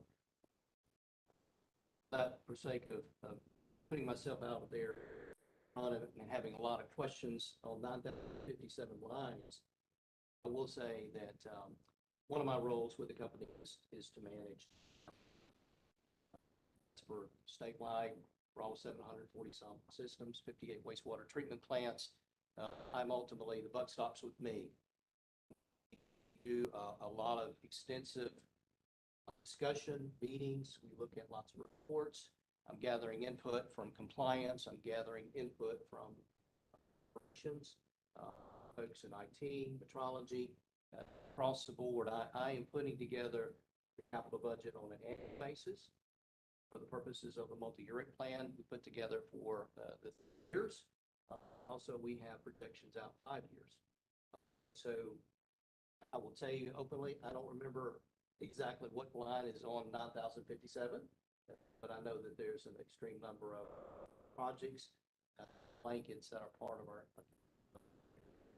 Did Aqua personnel work directly with public staff members in explaining how blankets are part of item 28 and how you use that data request 6, question 6 response as a way of explaining where the company was on item 28?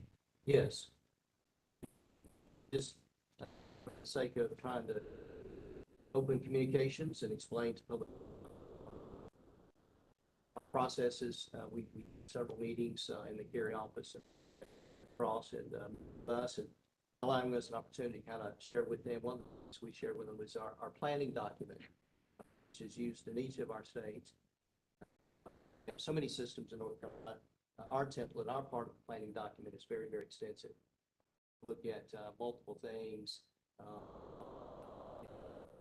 violations, our wastewater treatment plants, our water systems, high run times, single sources. We look at distribution main replacements.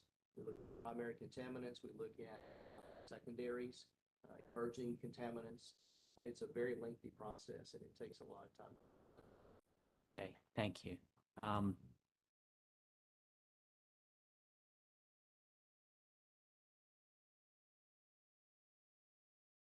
going to leave it with that and turn this over to the commission for their questions. Thank you.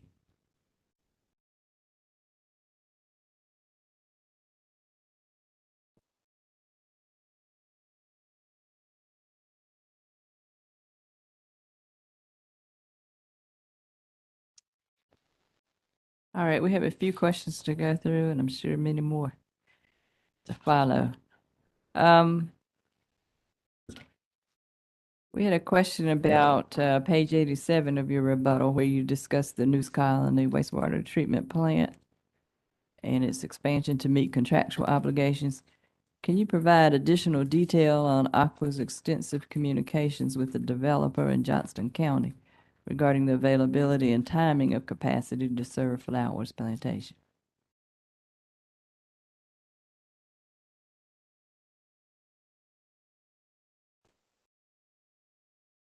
Is it better? Yes, we could hear. Okay, is that better? Yes. Sorry, a few technical issues there. Can you repeat your question? I'm sorry. Okay, on page 87 of your rebuttal testimony, where you discuss the News Colony wastewater treatment plant, can you provide additional detail on Aqua's extensive communications with the developer in Johnston County regarding availability and timing of capacity to serve Flowers? Sure. I'm going to try to hold the mic and show you a document here, if I may, and I'll be glad to.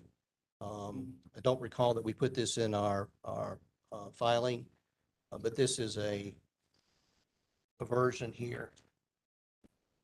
See this? It's kind of hard to see from a distance there. This is, we talk regularly with Mrs. Flowers, primary engineer, Stocks Engineering,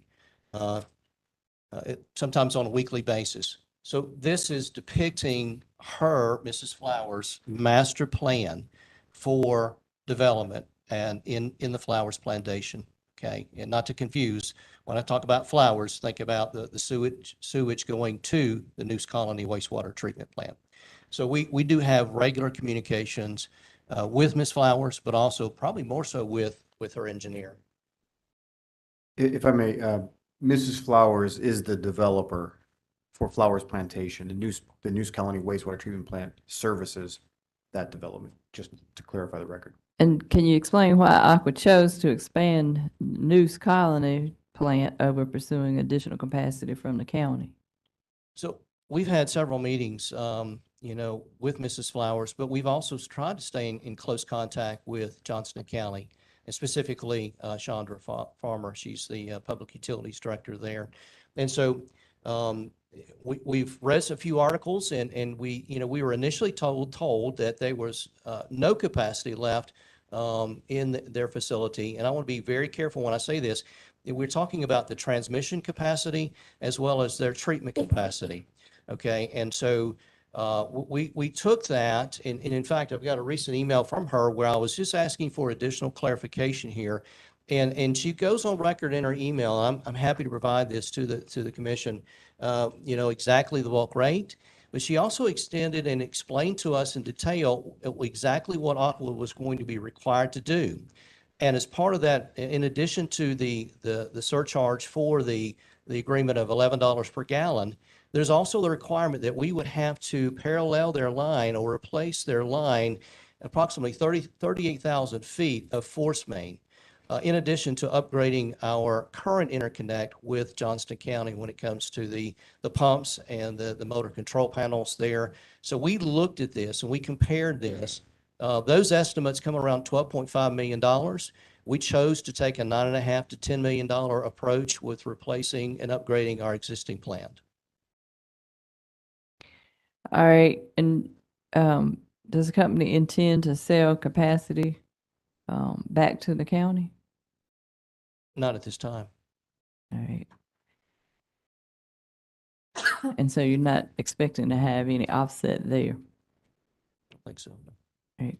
On page 93 of your testimony, the iPartner system is discussed. Could you explain what Dollar Energy Fund's iPartner program is all about and what it involves, and what benefits does Aqua receive from the use of that program?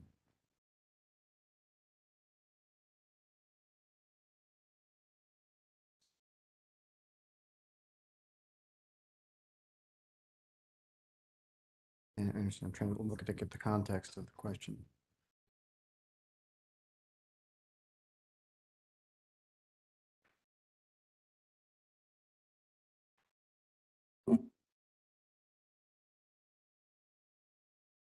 So I believe that the iPartner system is the system that Dollar Energy uses to perform the vetting of the applicants.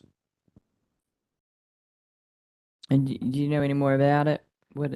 I do not at this time. I'd be happy to follow up with a detailed explanation if you'd like. Do you know what the benefits the company receives, and what would the customers receive from using that program? Not specifically from this program. Again, if this is mentioning that the administrative fee would be incorporated by, the administrative fee paid to Dollar Energy incorporates the use of this system specifically. I'm not familiar with the details. it's just of how they use that included. system. Yes, ma'am. All right, on page 97 of the panel's testimony, you discussed the possibility of pursuing a new groundwater source to serve customers served in the bulk purchase water from town of Pittsburgh in those systems. And you note concerns over mixing systems that use chlorine for disinfection with those that use chloramines. Can you explain why chlorinated water and chloraminated water can't be mixed? So I've been told that it can't be mixed by my engineering team. They know more of the details as to why that's not a good thing. Michael, would you mind? The question is about chloramines and chlorine. Why the It- two don't mix, or it's not a good idea to Can I mix? say that it's a state regulation first and then foremost? If I'm feeding chlorine only, okay, that's one thing. If I start mixing the two, whoever the purveyor of that water is, they have very careful calculations on how to blend chlorine with ammonia. And when I start mixing the two, I'm going to upset, and I want to kind of keep it very, very simple and straightforward. I'm going to upset the chemistry in that water. And do you know if systems that use chloramines for disinfection are more costly to operate? First of all, we don't have any systems. Right, we feed recognize that. chloramation, right? Um, Again, off the top of my head, in my opinion, it would be more expensive to operate chlorine and ammonia as a disinfectant. All right.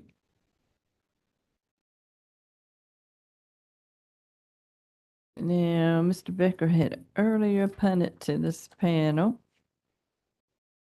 or not to this panel, but to Ms. Kellett, some questions I had earlier asked him. Let me see. Thank you.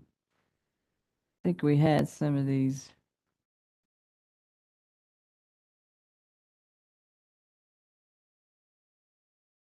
Who was involved in the decision-making process to convert to SAP? To convert to SAP. As part of the answer, I want to clarify two terms. We've been using SIP and SAP, and I just want to make sure that the commission understands the difference. So SIP is sounds a lot like our WISIP, but it's totally different. Refers to the Service Improvement Project, which is a multi-year technology roadmap that has 29 different projects, part of it. And there's an exhibit in a DR that talks about those projects. SAP is one of many projects delivered. So in terms of putting together our SIP roadmap, which includes SAP, as I talked about, we consulted with an outside consulting firm, helped us do an initial analysis in 2018. Once we began our planning process in early 2019, we engaged both SAP as well as vendor partners that have implemented SAP. We had exhaustive conversations through the RFI process to understand what does it take to implement SAP.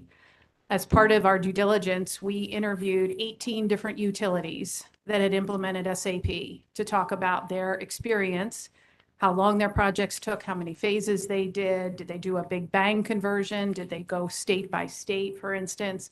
We talked through all those things. We talked to utilities all over the world, calls with actually companies in England and Australia, in the US, again, to understand what was in front of us. So there was a pretty exhaustive process. We engaged all the stakeholders within our company, leadership.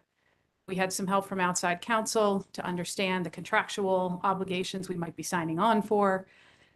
So it was a pretty extensive process, and ultimately, you know, we had engagement with our board to make sure that they were comfortable with it as well. All right. And do you have, I heard some of this earlier, but do you have any more to add, especially now that you're on the stand, about the benefits of this using SAP in terms of benefits to Aqua, North Carolina and its customers? Yes. Yes, give me just a minute. So if I think about the entire service improvement project and all the benefits that it brings, I want to outline a number of them. The first, in November of 2021, 15 months ago, we introduced a callback technology in the call centers. If you call our call center today and you're not able to reach an agent immediately, you hear a message that says, "Would you like to receive a callback?" And you can ask for a callback with a certain period of time, so you don't have to wait on hold and listen. It's a direct customer benefit, and we introduced that 15 months ago. Another example, when I think about our employees, we talked about how our field staff is out servicing our assets. They use a tablet. We rolled out tablets in 2014. They're a lower price point than using laptops, which we used to use, so we transitioned to tablets. SAP is now available on those tablets, as well as a digital timekeeping system. So if I'm a field services employee and I'm working on an asset and I realize there's a problem with it, I can create a work order immediately on the tablet, which is directly integrated with SAP. We've never had that before. We're able to track that work. The time that I spend on that work automatically goes into my timesheet. And at the end of 2 weeks or at the end of the week, I can pull up my timesheet right on the tablet, review my time spent on my work, and submit it to my supervisor for approval. Previously, in 2021 and before, we were still on paper timesheets. So instead of being able to do that in the field, the employee would have to go back to the office, borrow a computer or use a kiosk computer to pull up their timesheet in Excel, update it, print it, hand it to somebody, sign it. You can appreciate the arduousness of this for, let's call 1,000 people in operations. So we rolled out that timekeeping.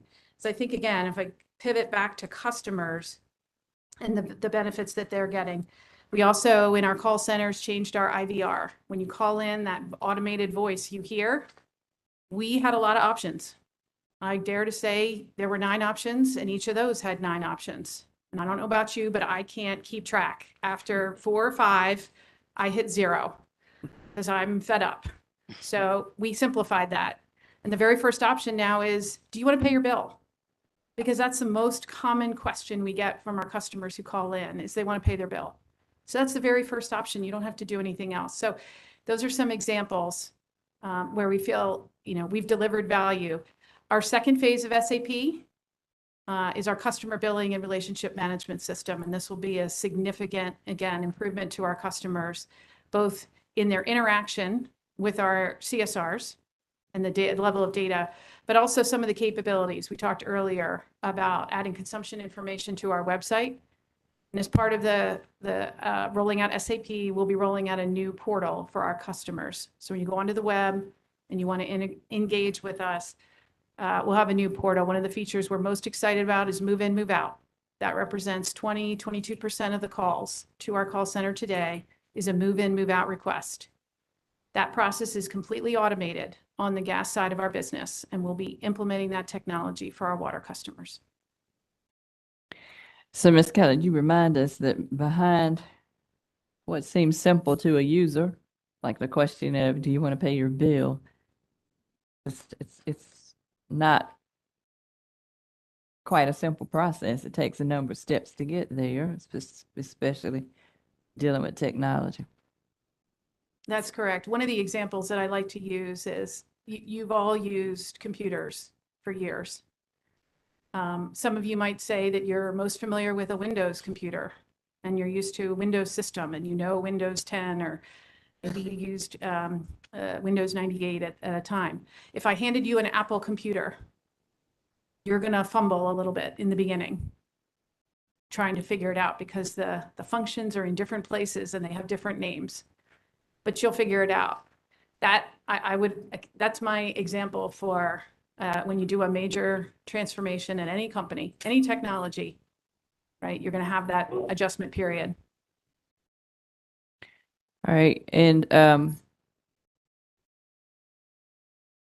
Witness Becker had mentioned in his testimony about significant testing and training that occurred before the end of 2021, and that Aqua began using it in January 2022.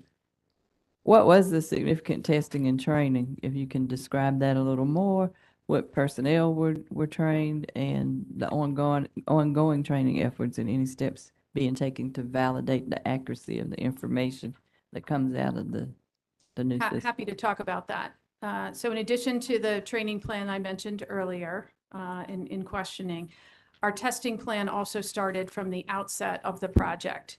During the design, the requirements and design phase, you have the testing manager in the room listening to the conversation about the system that's going to be built so that they're thinking about the testing plan and all the test cases and scenarios that you're going to want to test.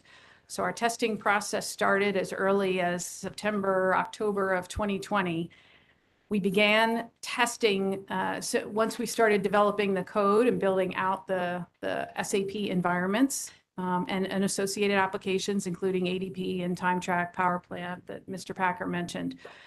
Testing began in February of 2021 and ran 11 months. At the same time that we were testing, and a testing approach typically starts with systems testing, where you have your developers testing their piece, right? So they're making sure that the piece that they have worked. And then you have what's called system integrated testing, or SIT, where you bring pieces together to make sure they work. And then your last phase of testing is user acceptance testing. This is where you put your users in front of the tools and say, here's a script, try it. Tell us if it works. And the beauty of user acceptance training is users don't know what you built. So they're going to come and bring their experience and just try it, right? How do I turn it on? How do I get to this screen? How do I get to that screen? And so you get a very rich experience and process and feedback.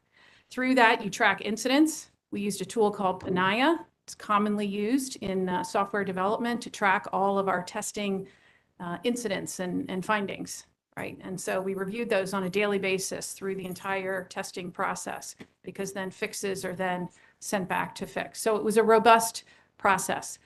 Throughout our build and testing processes, we had our auditors with us. PwC is our financial auditor, and they participated with us on this project, monitoring the activities start to finish. So they were validating our controls, all of our financial controls, all of our IT controls. They were validating data integrity. Show me the trial balances that you pulled out of Lawson. Show me those trial balances in SAP as we practice the conversion. Show me this account reconciliation. You started with this, you reconciled it, and you got to this, and show me that it works. So we had their participation the entire time through the project. You also asked about training, and as I mentioned, I would hazard that we did well over 10,000 hours of training for our employees pre-go live. Post-go live, we had a 6-month hypercare period where we had a group of employees and consultants, staff to take questions. We were open for 16 hours a day.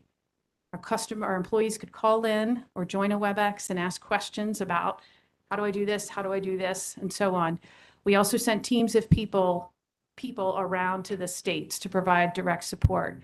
I was actually here in September and sat down with employees here in North Carolina and said, how's it going? You've been on it now for about 7 months, 8 months. Let's talk about what else can we do to help you in this process? So it was pretty exhaustive, both. Thank you for letting me expand. And what kind of work has been done to validate the accuracy of what's coming out now? So in order to actually go live, we have to show all of our pre-inputs. So all the data before, that's coming out of Lawson and then going into SAP. And so the conversion process extends over a period of time, and there are checkpoints. Think of a schedule and, moving into a new house, and there's checkpoints as you move in. But every account, every balance, every number is validated.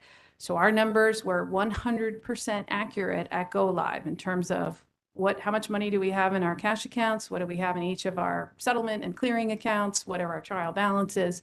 Since then, we've closed the books. Now we're finishing up our 12th month of closing the books. All of our financials are audited by PwC every month through our control process. We've reported earnings. We're a publicly traded company, and we've reported earnings which have been accepted by PwC and the SEC after Q1, Q2, Q3, and we're about to report Q4. So we are confident that our data is complete and accurate and available. All right, and then with regard to end of month closing process, do you think it'll become shorter than it was in 2022? I do. We've filed in our testimony, closing timeframes through October. I did check on November and December, and for the November, the closing of October, I should say, which happens in November, we did that in 18 days. As well as closing November, which we did in December, we closed that in 18 days as well. Considering we started 2022 at 44 days, we've made more than 100% improvement in our closing process. So we will continue to refine that. And can you or anyone else on the panel answer the question I tried to ask Mr. Gerhardt about the overrides in the plan accounting software? Are they continuing? And what's the status of how things currently work between plan accounting software and the SAP? There's no overrides that were the subject of the delays early on in this case. The two issues that were identified with blankets and the overhead issue in June. We're closing projects as normal. I'm not claiming perfection, right? As anything, we have accountants, and if everything was perfect, I wouldn't need accountants. I get concerned when accountants don't find errors, right? Not when they do. And the two that we found were found by our accountants, reported through hypercare, immediate IT teams dispatched, and they were resolved. So for now, the issues that were causing us headaches are no longer causing us headaches. All right. Jerry Mitchell? Yep. Okay.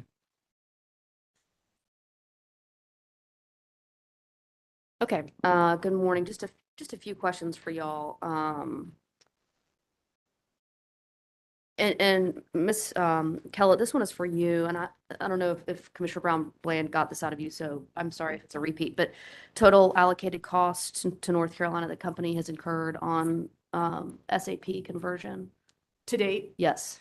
I'm going to give you the number for SIP, right? Okay. For the whole program, Okay. $7,832,121. Okay, so that would include SAP plus additional. Correct. Okay. Correct. Okay. And then just to clarify, that's not a 2022 number. That is spend to date for the service improvement project. It started in 2020. So that's all spend through November of 22, because we're still finalizing the December numbers. Okay, thank you. Yeah. While I've got you, Ms. Kellett, one more.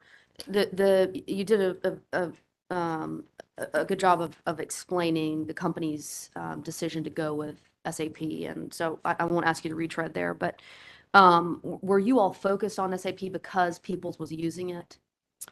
When we did our assessment in 2018, we pulled technology research from a company called Gartner. Not sure if everybody's familiar with that. There's Forrester, Gartner, there's a number of companies that do this. And Gartner publishes something called the Magic Quadrant. And it's there, they assess all kinds of technology platforms. And so we pulled the Magic Quadrant for ERP solutions, as well as CIS solutions. So if you go back, look at 2018, and you say to Gartner, what are companies using? And we actually limited it to utilities. So we didn't look broadly.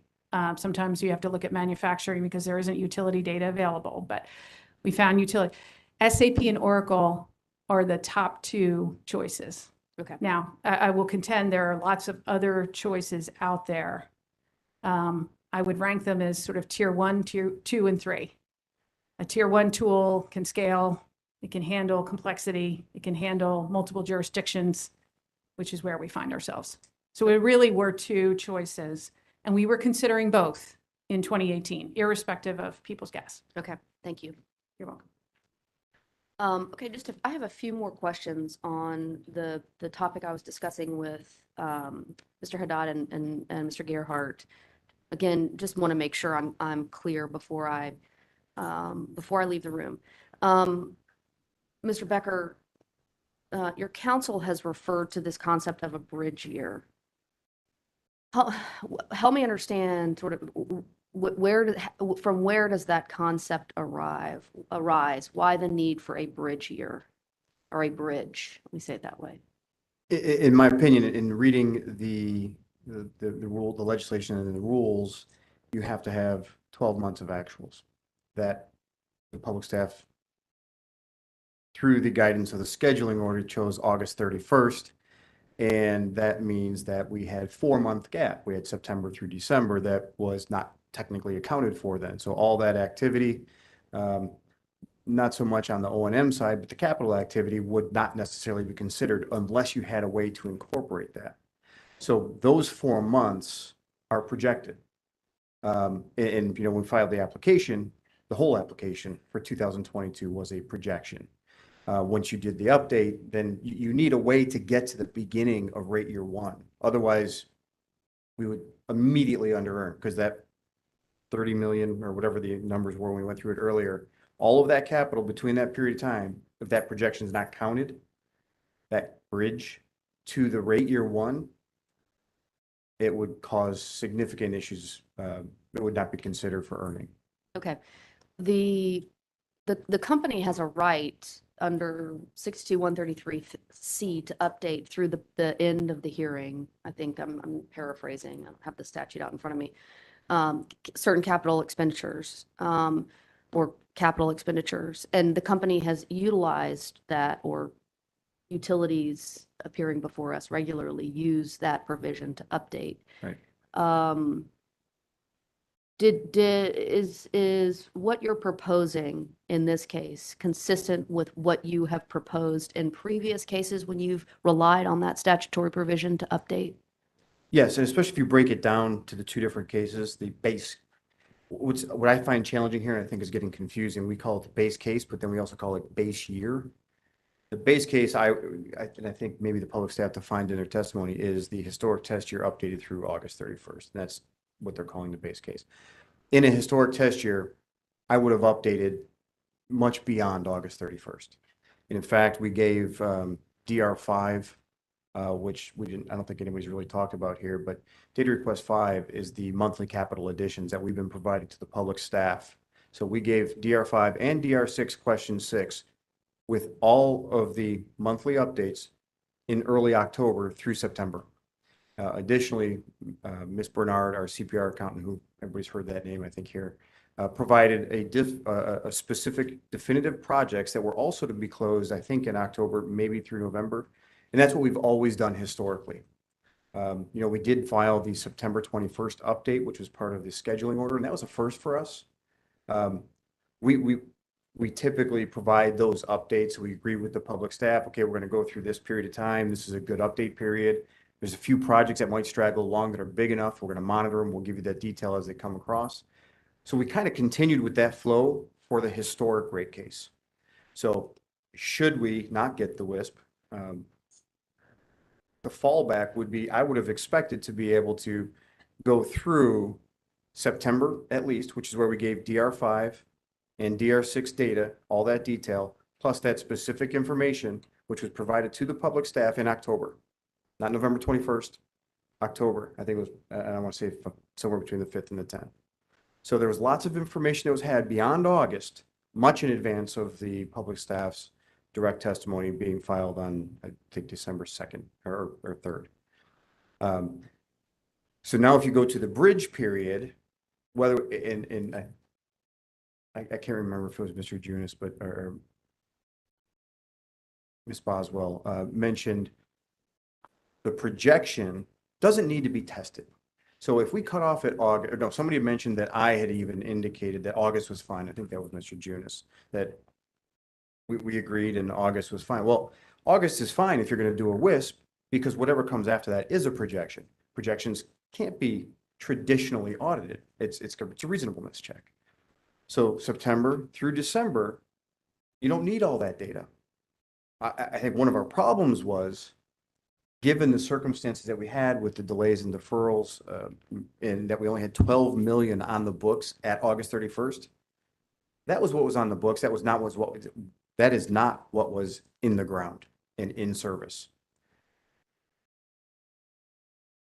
The difference between our projections in the application that we filed in June, as filed, and I think it was 46 million through August, and then there was 12 million on the books. They took that difference, 34 million, and tossed it. It's gone. Some of that was in the ground. Some of that was just deferred because we were, supply chain, whatever it might have been, and it's ignored. And then they picked up what we originally filed as September, October, November, and December projections. And a lot of those were just averages divided by 12. Some of the blankets, right, the way we get to them to get to a month, we don't really know it because it's operational responses that are had after the fact and not really planned. But the September through December projections then were just assumed to still be exactly as we had made in the filing. Well, that 34 million, and granted, we did revise the number, so it's not quite as high as what we initially filed, but none of that 34 million was considered. It's out. Update through August 31st of 12, take whatever we projected to happen through August 31st, which was 46 million, replace the 46 with the 12, and then just add back in whatever we continued to project for September through December.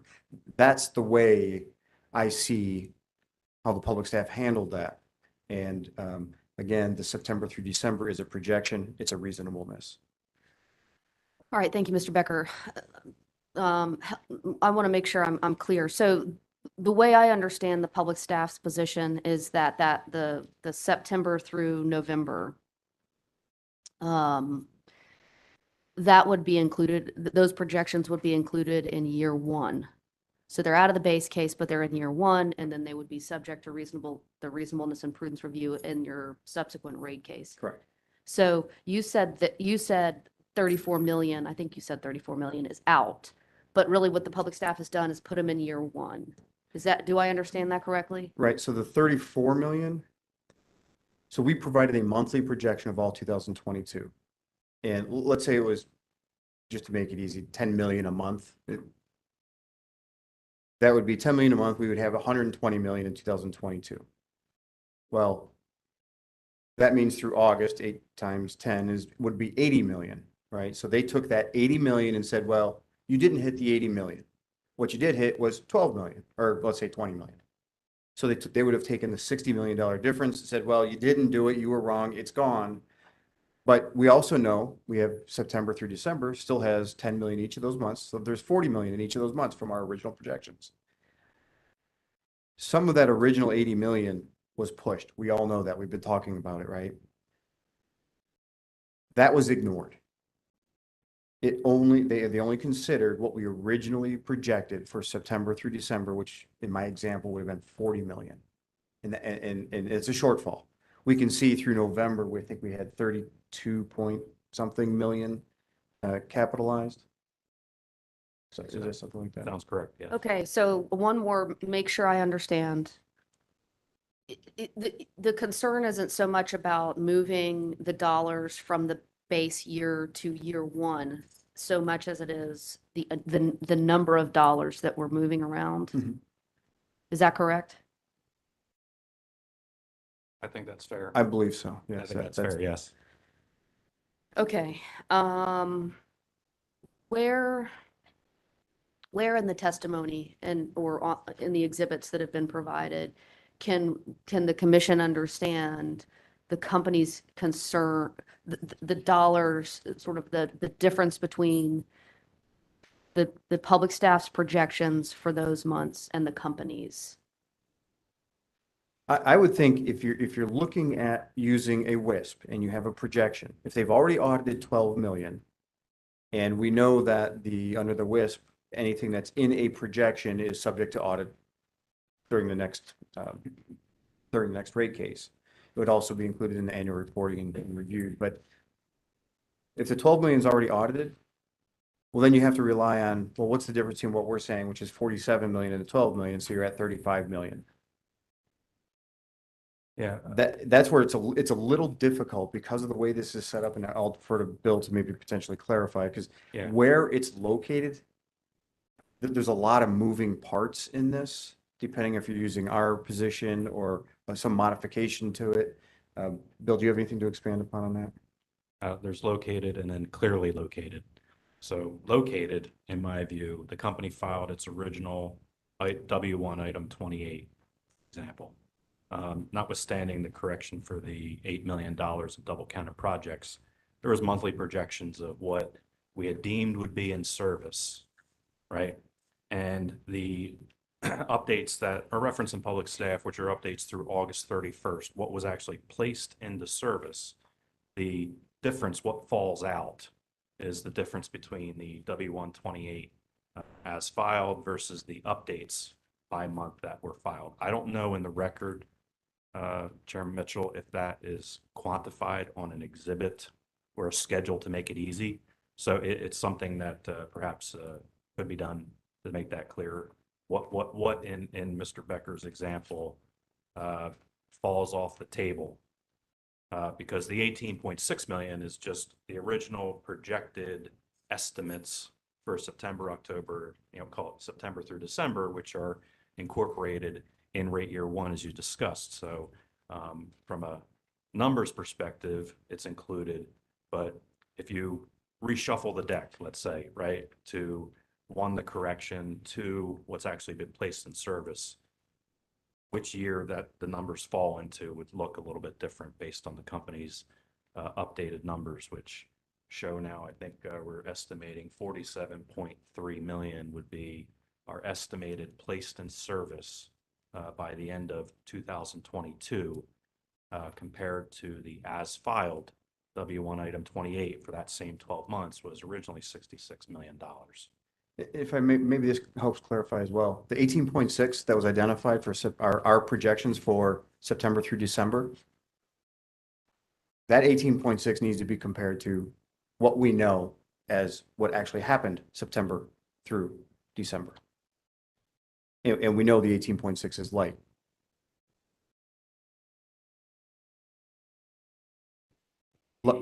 Yes, sir. I'm sorry. I mean, one way to think It's about low. this, it might be helpful. I mean, I'm just trying to think how to think about this if you looked at the $12 million, right? That's a hard point in the ground. We know that's what we said was placed in service, provided the public staff and data responses. There's no disputing that. If you were to include that in a W-1 item 28, really what you're saying is, where does the company think you're going to get to for the 12 months ended 2022? And that would be the 47 million, right? So if you only took the 12 million plus the 18.6, you can't get the $47 million, right? So there's timing projections, right? Stuff that would have been placed in service or should have been, let's say, if it was delayed for the first 8 months, that in a reprojection would have come in an updated project. The 18.6 million be higher by that shortfall. Sum of the two numbers would get you to a 47 point projection of 22. That's the way I think about it. I don't know if it Okay. helps. Thank you for that additional explanation. Just remind me, because I'm drawing a blank right now in this Yep. moment. What is the 18.6? Where does that number come from? The 18.6 would be the September through December W-1 item 28 total. Okay, got it. Okay.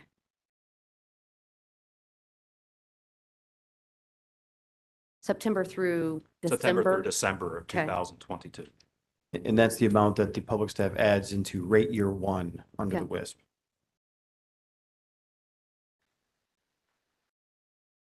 Okay. Um,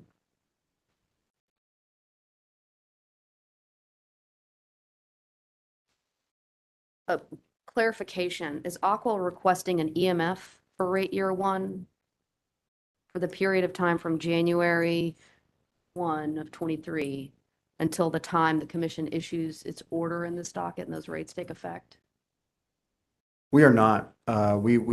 When we were looking at, or I'll say, when I looked at this and tried to understand what does the rule allow, or what does the legislation allow with regards to this EMF, because we have the ability to do rates under bond, we are planning to do rates under bond, which would not be the same, wouldn't allow us to fully recover everything, but we thought that that was the more efficient, direct way to go, to do a rates under bond and forego an EMF. Okay. When do you anticipate putting the rates in? Or Well, we will be working very feverishly when we're done here to pull together the application, make sure we get the utility commission approval Okay. of the customer notification. I would assume it'll be somewhere near the end of the month, if not the 1st of February. Okay, thank you. I believe customers need to receive notice 10 days in advance.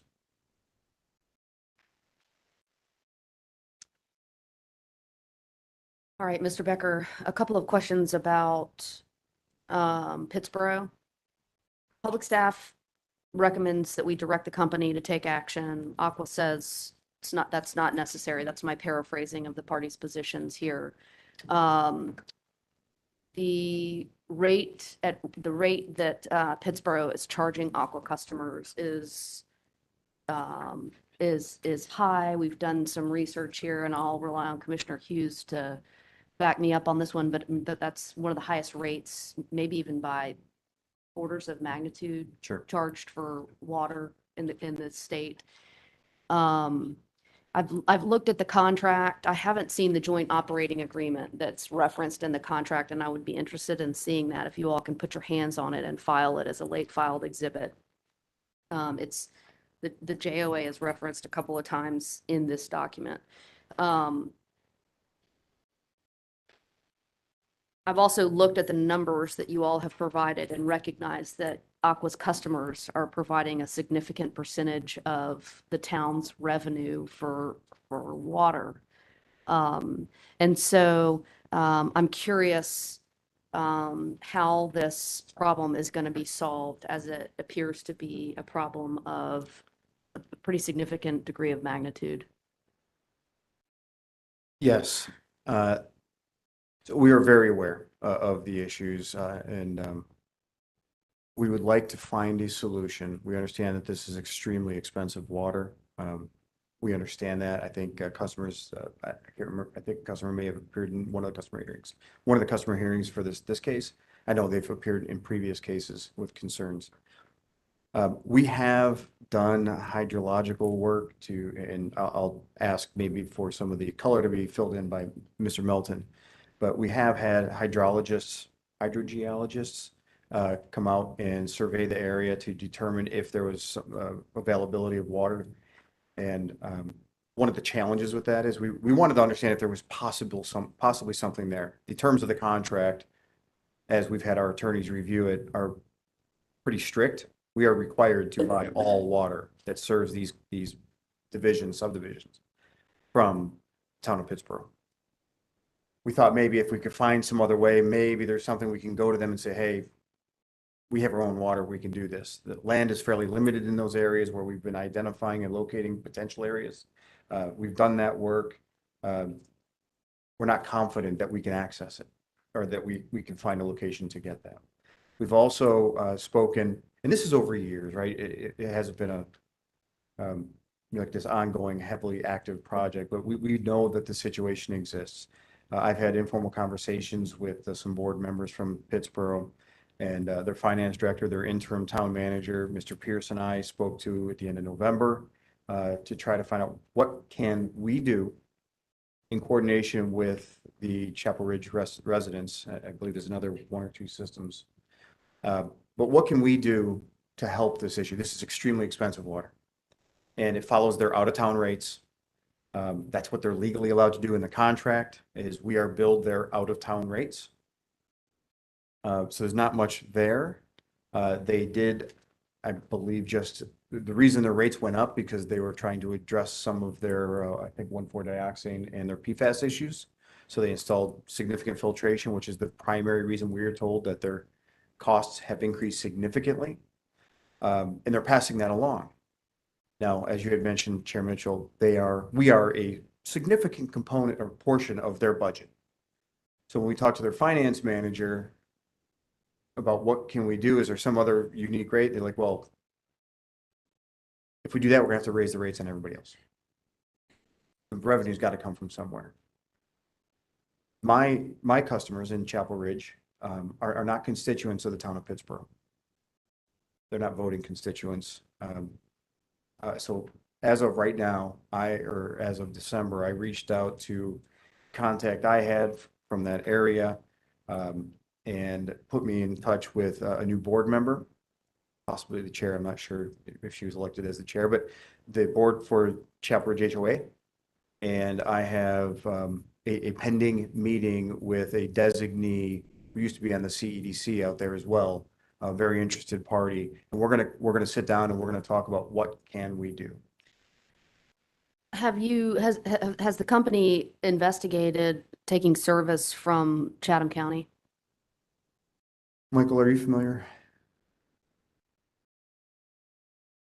I believe we've informally looked at it. I think Mr. Pierce actually informally looked at that, and I don't know what the run is from the mileage. I also know that water is scarce. But we have not entered any kind of formal negotiations or discussions with the county. Are you aware of whether there are other communities that are in Chatham County, outside jurisdiction of Pittsburgh, that are served by water sources other than the town of Pittsburgh?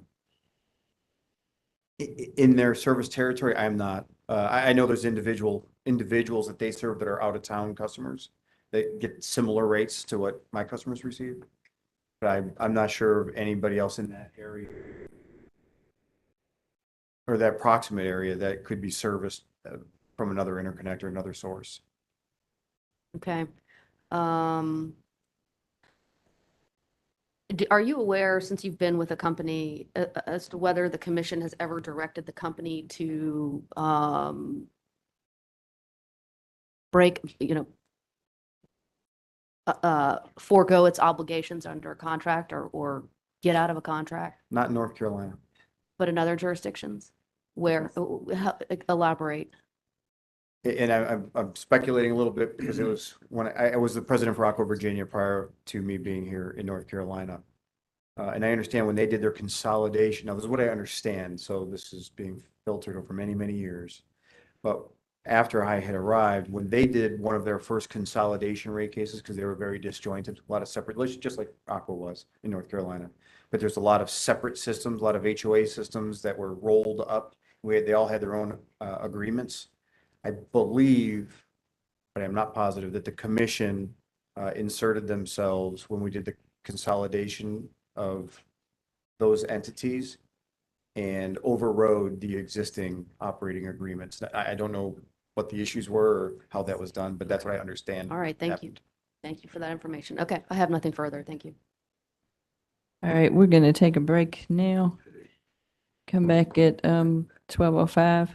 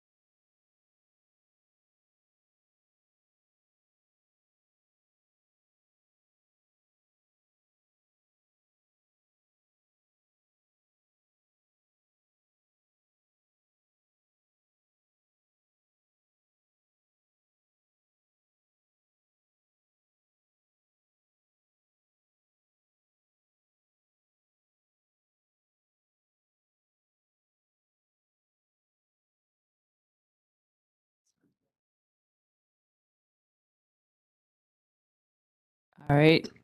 Questions from the commission still? Commissioner Kleinfelter. Mr.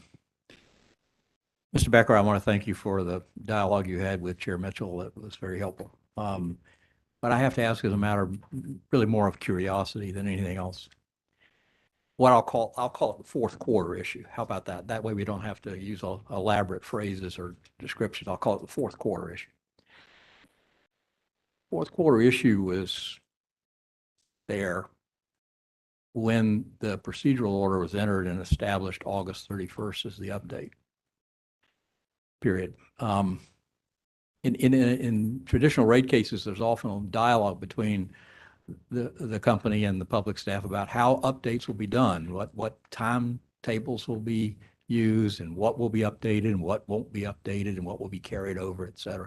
Did that occur before the procedural order in this case? Just curious. Did that discussion with the Yeah. public staff occur? It did not. No. No. And typically in our traditional rate cases, they happen when we get closer to doing the updates. So Sure. we usually keep the public staff very apprised informally. Sure. Well, in this case, you get the procedural order and it says August 31st, and the fourth quarter issue is pretty apparent at that point.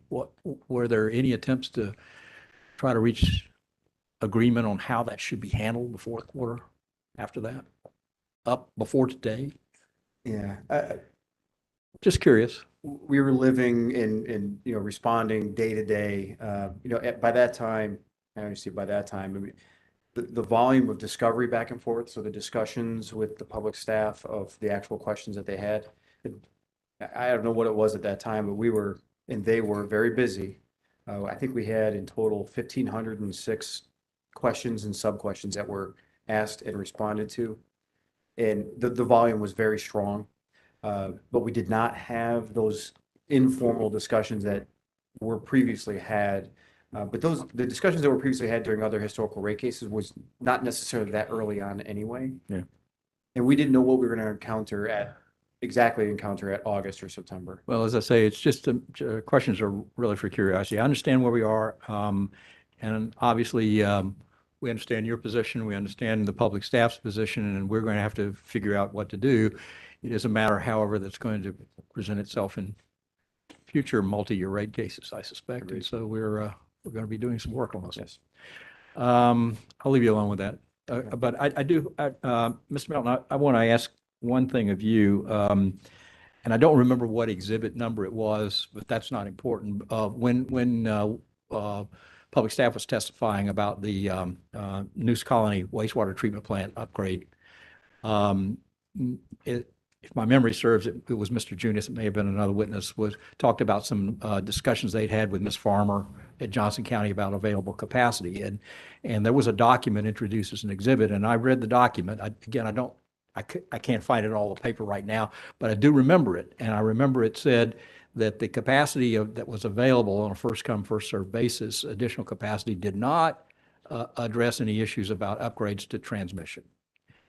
And so I just want to confirm what I heard you say on your direct testimony here, or your rebuttal testimony here, was that the cost of additional transmission in order to tap into capacity from Johnson County was going to be in excess of the projected costs for the wastewater treatment plant upgrade at Neuse Colony. Did I hear that correctly? That is correct, So yes. you actually costed out and did a projection of what the additional transmission line would cost if you were to buy at $11 the capacity and then have to construct the transmission. You costed that. Assuming there's capacity to purchase, right? Right. Based upon what Mrs. Farmer has shared. With Mr. Junis, right? Well, and just to be fair, she's sharing information with us as well, right? And we're looking at her meetings, one particular meeting, a commissioner meeting on August 10th, where the commissioners there basically questioned the capacity that they truly had. And they came up with a very different number, okay? Set aside, we did some, calculations based upon what Ms. Farmer told us, Aqua, that the company would be required to do. And that would be to tie in, to not just purchase the capacity at 11, but to run extensive force main to tie into a closest point where they could hydraulically accept. So right now, what they have now, if we were to tie into their collection system, there is not a way to transmit that sewage from News Colony without an upgrade to that force main. So that onus would be placed back on the company in rough numbers based upon the information she gave us and the linear footage. You know, that's where I came up with, approximately 38,000 feet of pipe to run at a rough cost of about $150 per foot. Okay, that's what we're kind of seeing, depending on the size of the force main, and all kinds of other things such as utilities and rock and anything else that might, go over. But yes, when I did the analysis, it's around $12.5 million versus what we are projected to spend with the plant upgrade currently, around $9.5 million. All right, that's what I thought I heard you say. I just wanted to hear it a second You're time, so I correct. got You're it correct, sir. fixed. Yes, Thank you. you are correct. That's all I've got. Okay. Commissioner Duffley? So, Mr. Packer, I think I have a request of you or in the company. So I was listening to your exchange with Chair Mitchell about the numbers, and I heard you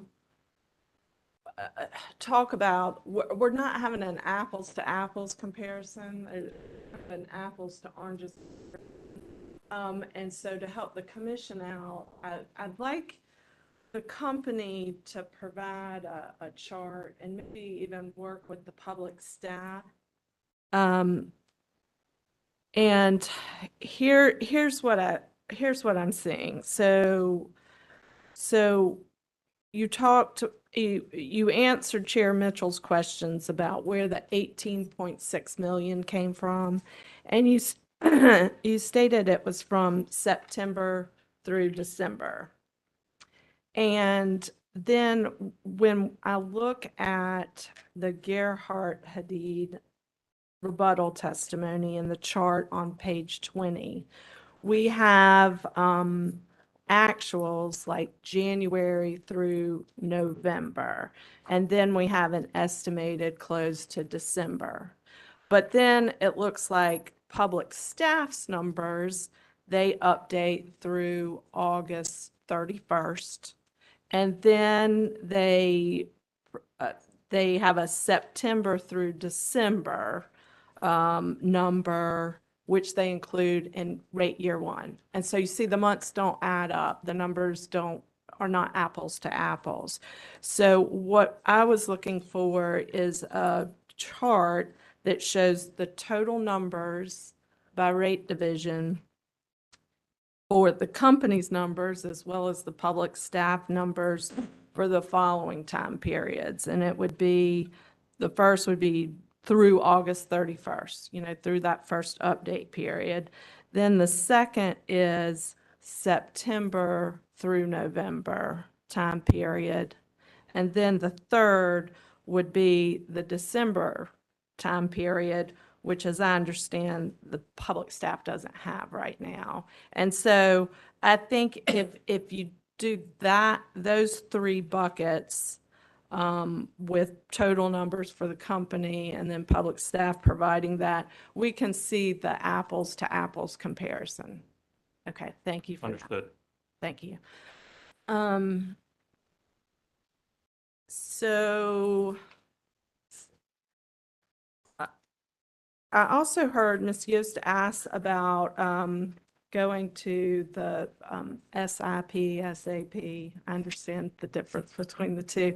That the panel stated that the conversion issues have largely been resolved, and I heard her ask what hasn't been resolved, and I'm not sure I heard an answer to that, and so I just wanted to follow up with that. Are there issues that haven't been resolved, and what are they, and what's the timeline on those? So Mr. Packer talked about the two issues, one with the overhead calculation and then with closing of projects. Right? Okay. And I would consider those the two technical issues that have been identified, remediated, and fixed. Okay, so as we sit here today, all of the issues have been resolved. Correct. Okay. Correct. What I would say is our employees continue to adjust, right? They continue to adjust, and I think that's evidence in our closing timeframe each month. We started at 44 days last January, which we learned a lot, right? Now we're down to 18 days. I expect that number will continue to drop, right, as we improve. But in terms of the two technical issues that we faced post go live that impacted this rate case that challenged us, those are fixed. Okay, thank you for that. Thank you for reiterating that. I missed it the first time around.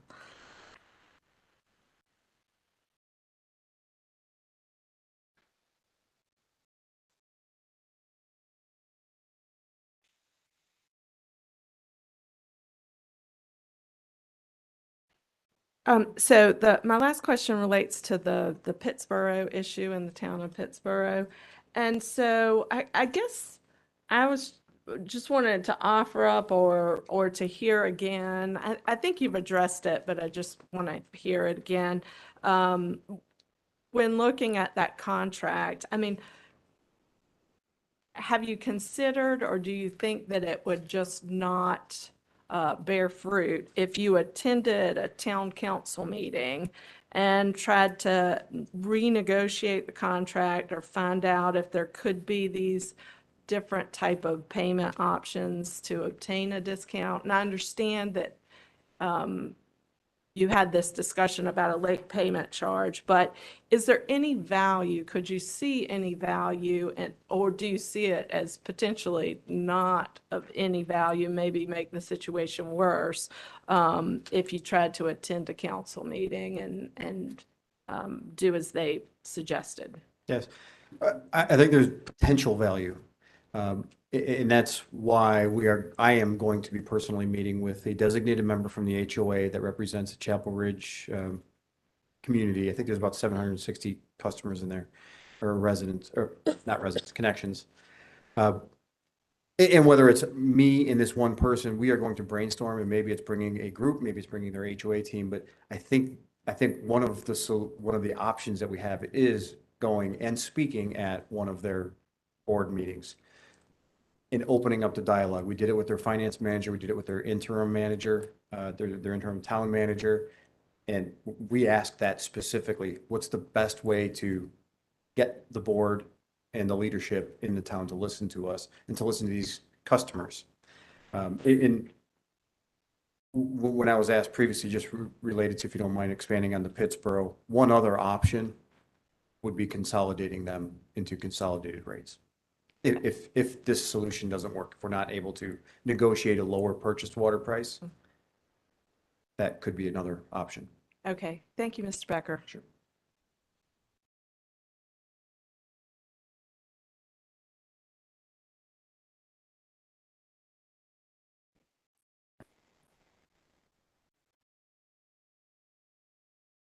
All right.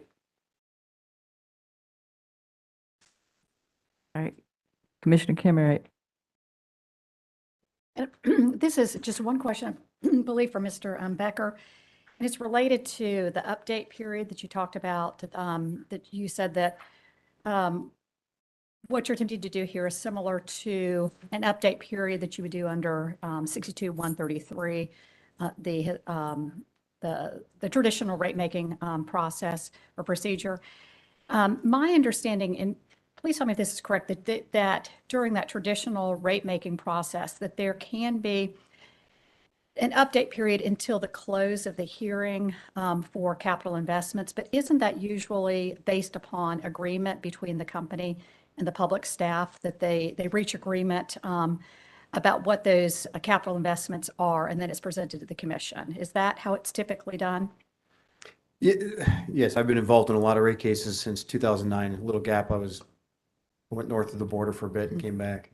But that is typically the case, and it's usually a little bit, we don't usually go through the close of the hearing. We usually do it before the evidentiary hearing, and it's usually an agreed upon time with the public staff that, again, more informal, but we'd say, okay, well, we want to get this in here, and obviously then they would like time to be able to audit that and inspect it. So we would normally come up with a month, and then there would be specific large projects that we would identify, and we would follow those closely, because we do have the right to do that. And some of the larger ones, we would specifically track and then we provide updates periodically. And we did that same thing here without the discussion. We gave them information, although the agreement of how far or how long we should go beyond the August date, if at all, was not discussed. Yeah. I guess I just wanted to make sure that my understanding was correct, though, that during that update period under traditional rate making, it would be based upon the actual agreement between the company and the public staff. Isn't that the way that it typically is handled? An informal understanding, yes. Okay, thank you. All right, would everybody sit tight? Would- All right, you gotta give me quick. Sorry, Chair Mitchell. just to follow up, why didn't y'all agree on that with the public staff?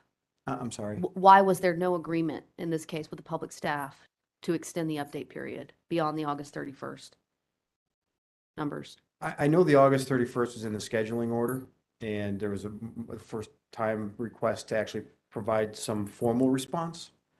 I also know what 62-133C says, and I was anticipating, obviously incorrectly, that we would be able to update beyond August 31st, knowing that we still have 3 months before testimonies due. And my assumptions were obviously wrong. All right, everybody sit tight, don't leave. We're gonna take an administrative break. We gotta do some court reporter business here. So we'll just sit tight when we're off the record.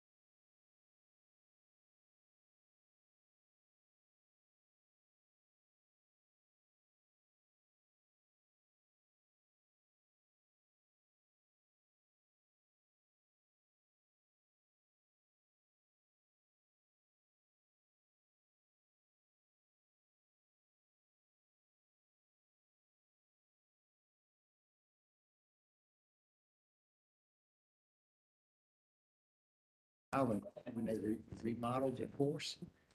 Can't pick 100. All right, I had a few more questions.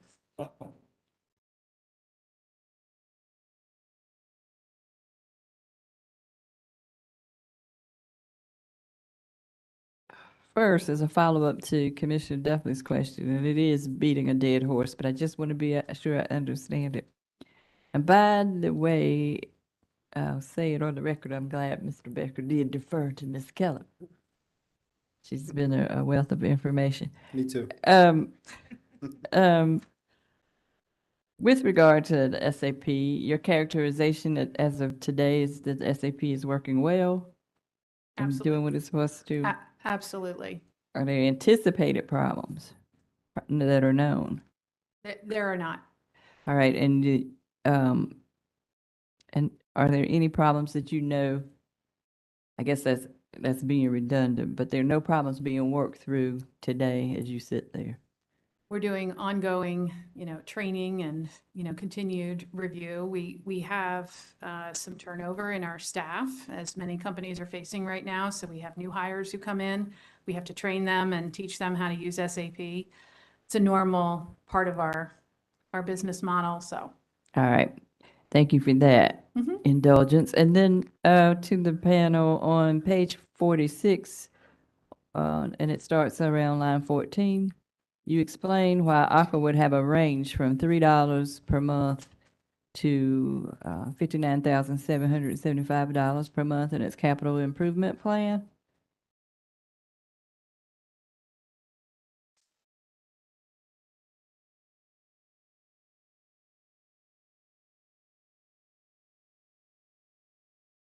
And are we there? We there? Yep, 46. Why didn't Aqua eliminate the very small monthly amounts from its application to facilitate a more efficient rate case process for the company and the public staff? Bill, do you want to take first stab at that one?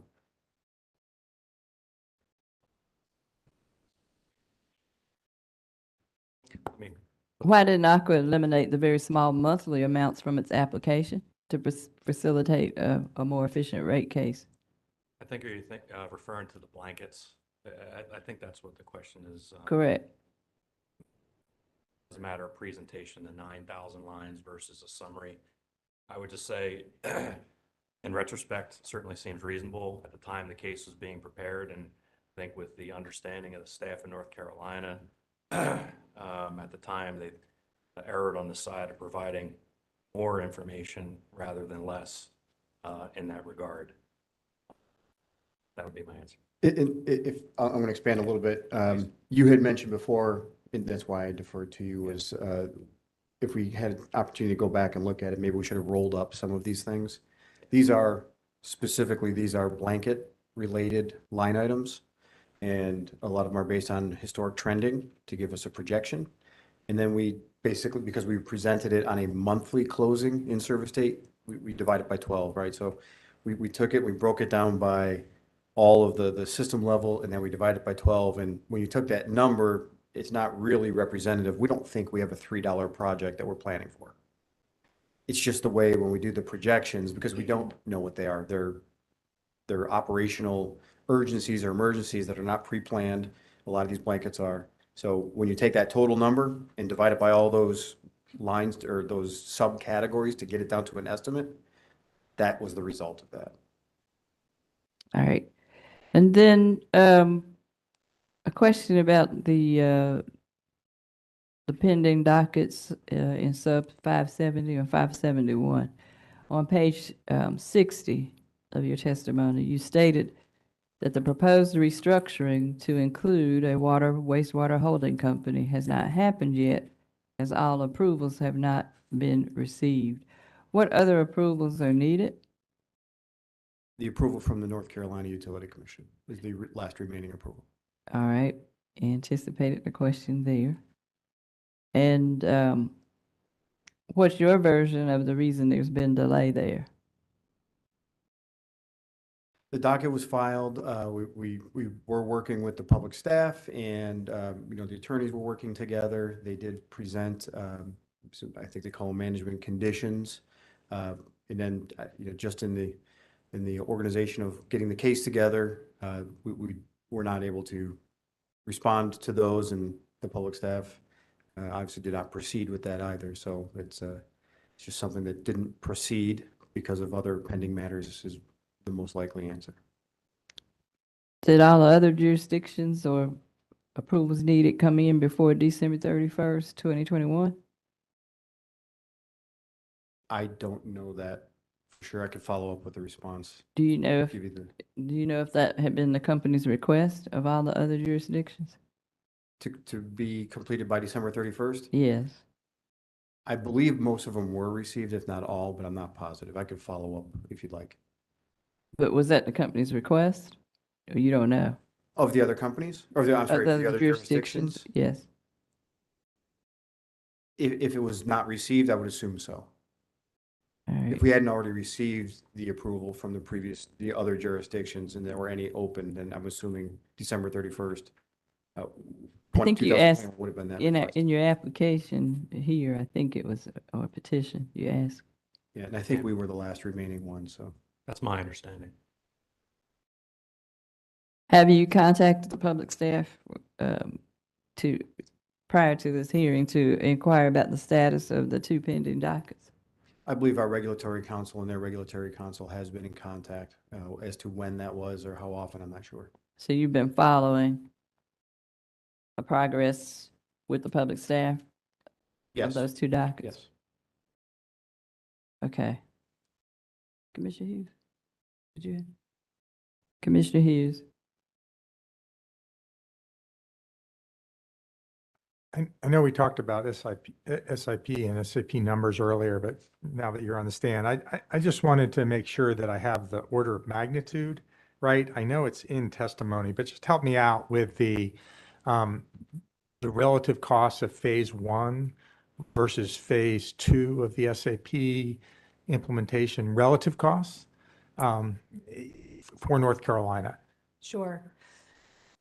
So the total cost of all projects for the service improvement project for North Carolina, as we defined in the budget, is approximately $10,848,035, which represents roughly 9.8%, right, of the overall project for the program.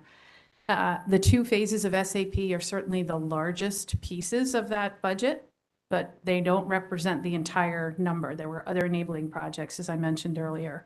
To date, as I shared earlier, we've spent $7,832,121. So that would include SAP Phase 1, as well as our new payroll system, our new timekeeping system, and some of the other projects. So the balance of that is roughly $3 million. So for Phase 2, we can say it's roughly $3 million for North Carolina. And Phase 1 is included in that $7.8 million figure. Does that help? Yeah, perfect. And then the other question is probably for Mr. Melton. We've all lived this disruption in supplies, rapid cost increases. Just seems like it's a lot harder to predict, but also implement capital projects.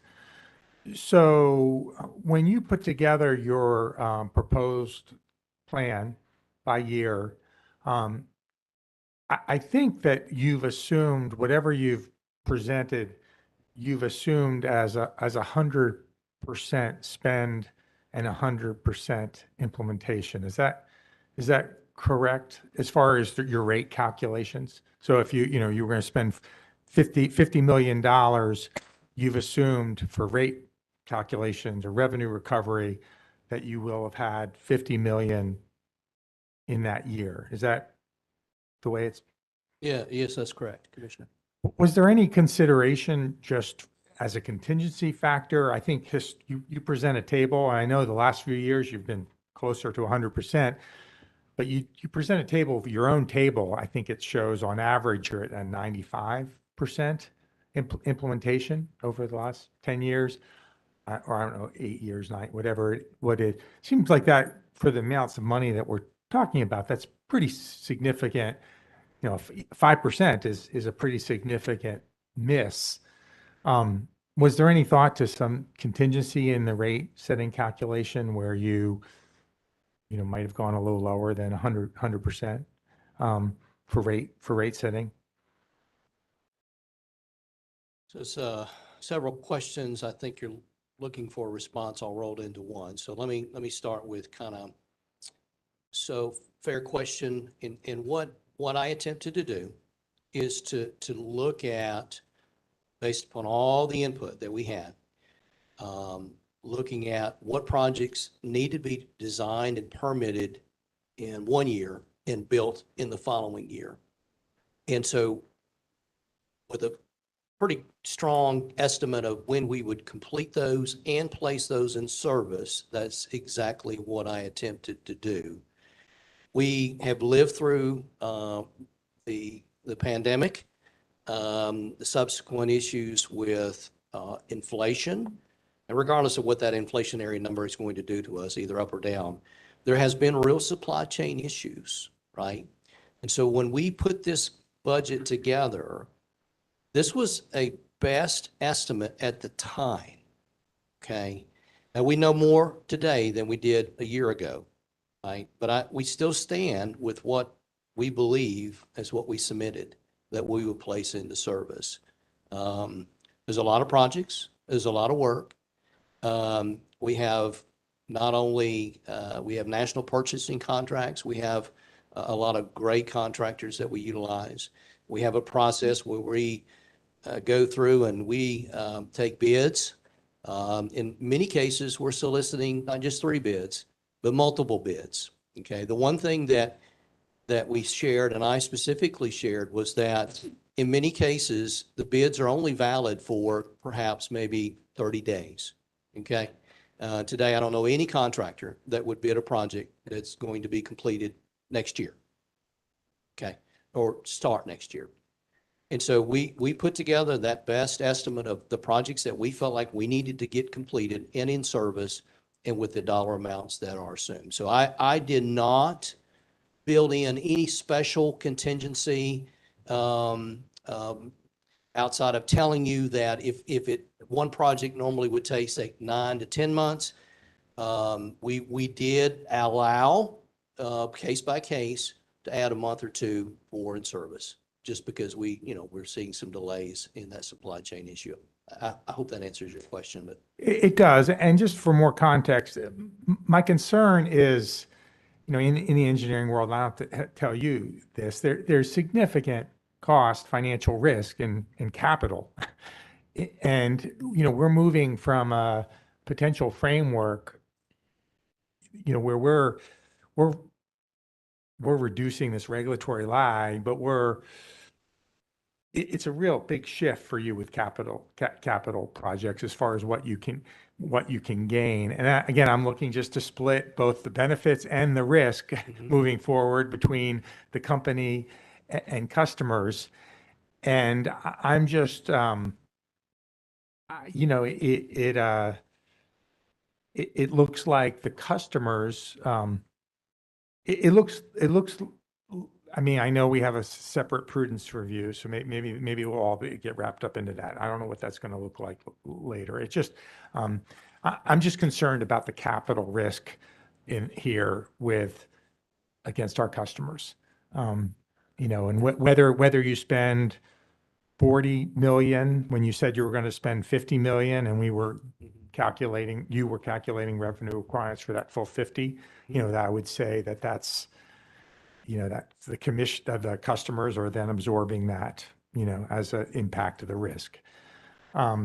If you said you were going to do $50 million for 40 projects, and the cost overruns came in, and those 40 projects would have cost 80 million. So instead you only did 20 projects for 50 million. That's again, capital risk.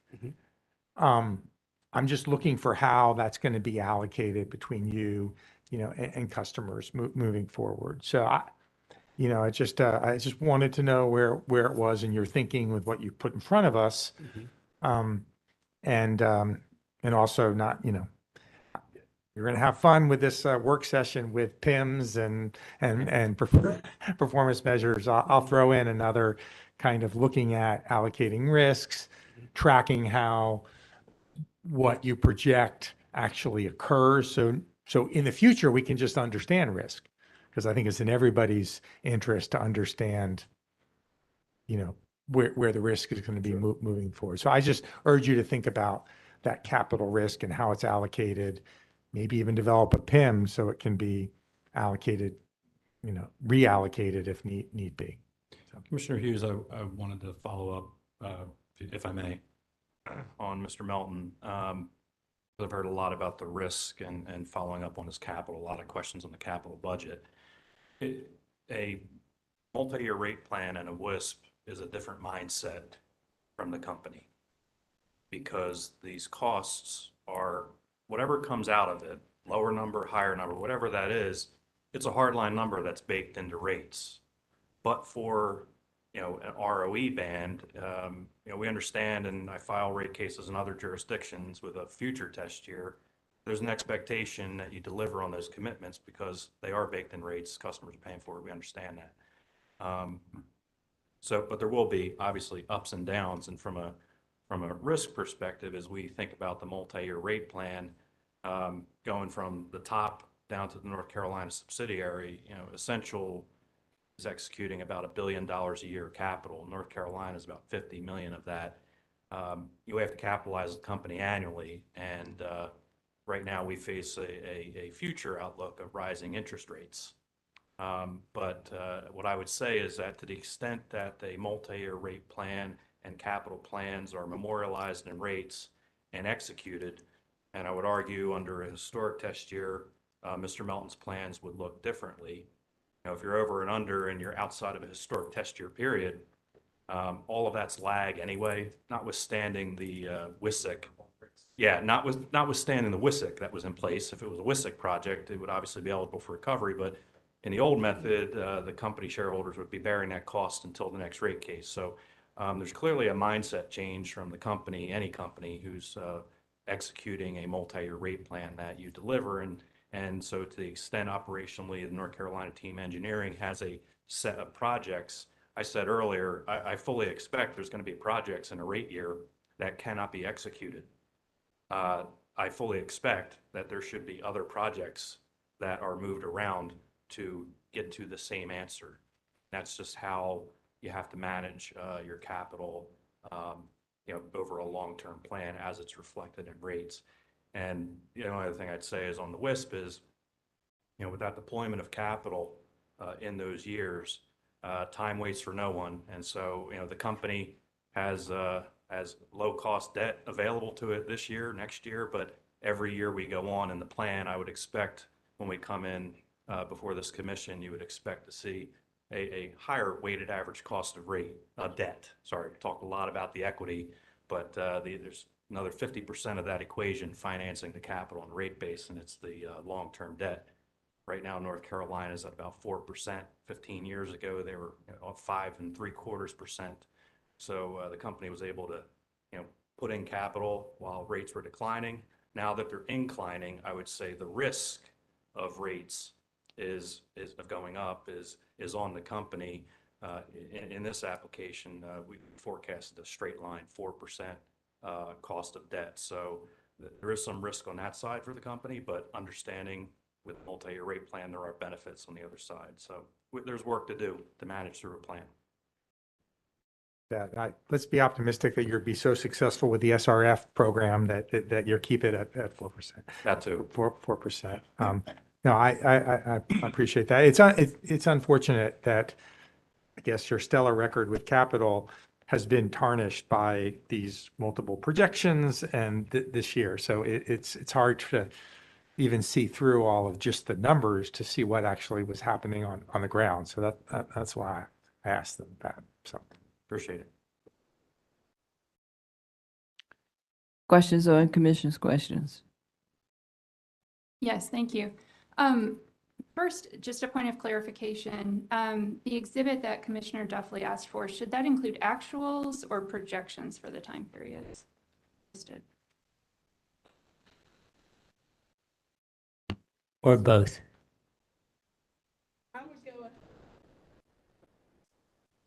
Thank you.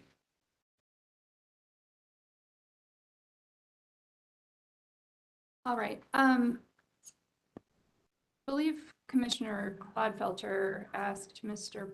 Becker a question about whether the company had discussed updating beyond the deadline set by the commission's scheduling order. And I think your answer was no, that due to the rate case busyness and based on your reliance on 62-133C, that had not happened, correct? Yes. Okay. So the company updated again or filed another update on October 21st. Is that correct? I don't know if the exact details, I believe that included the August numbers. Is that? When you say the update, the actual filing update? Yes, there was, I know there was an filing update. made on October 21st, that updated number. I know there was another update that was made on October 21st, yes. And after that, the public staff filed a motion requesting additional time to conduct discovery and an extension on its testimony. Is that correct? Subject to check. Is that the one that was done in November? No, this was October 24. Yes, I do recall that, yes. And would you agree, subject to check, that that motion indicated that the timing of the update impaired the public staff's ability to investigate the updates? And that was the reason for the requested additional discovery time and time to file testimony. Yeah, I believe that that request, the initial request, had several items in there that said that we did not provide, yet we did provide. And I believe there was a modification to that. Yes, there was a afterwards. revised motion. You're correct, but nonetheless, the public staff was still requesting additional time due to the lateness of the update. I believe that's what you requested, yes. Okay. And then, so is it fair to say the company understood the impact of updating beyond the date set in the scheduling order on the public staff's ability to investigate? In my opinion,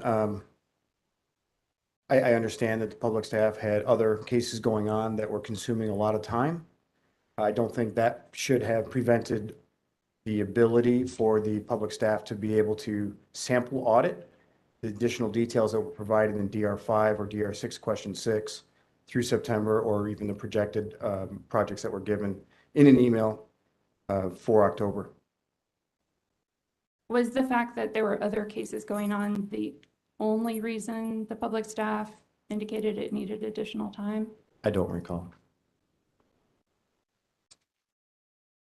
So after that motion was filed, am I correct that the company filed yet another update on November 18th, 2022?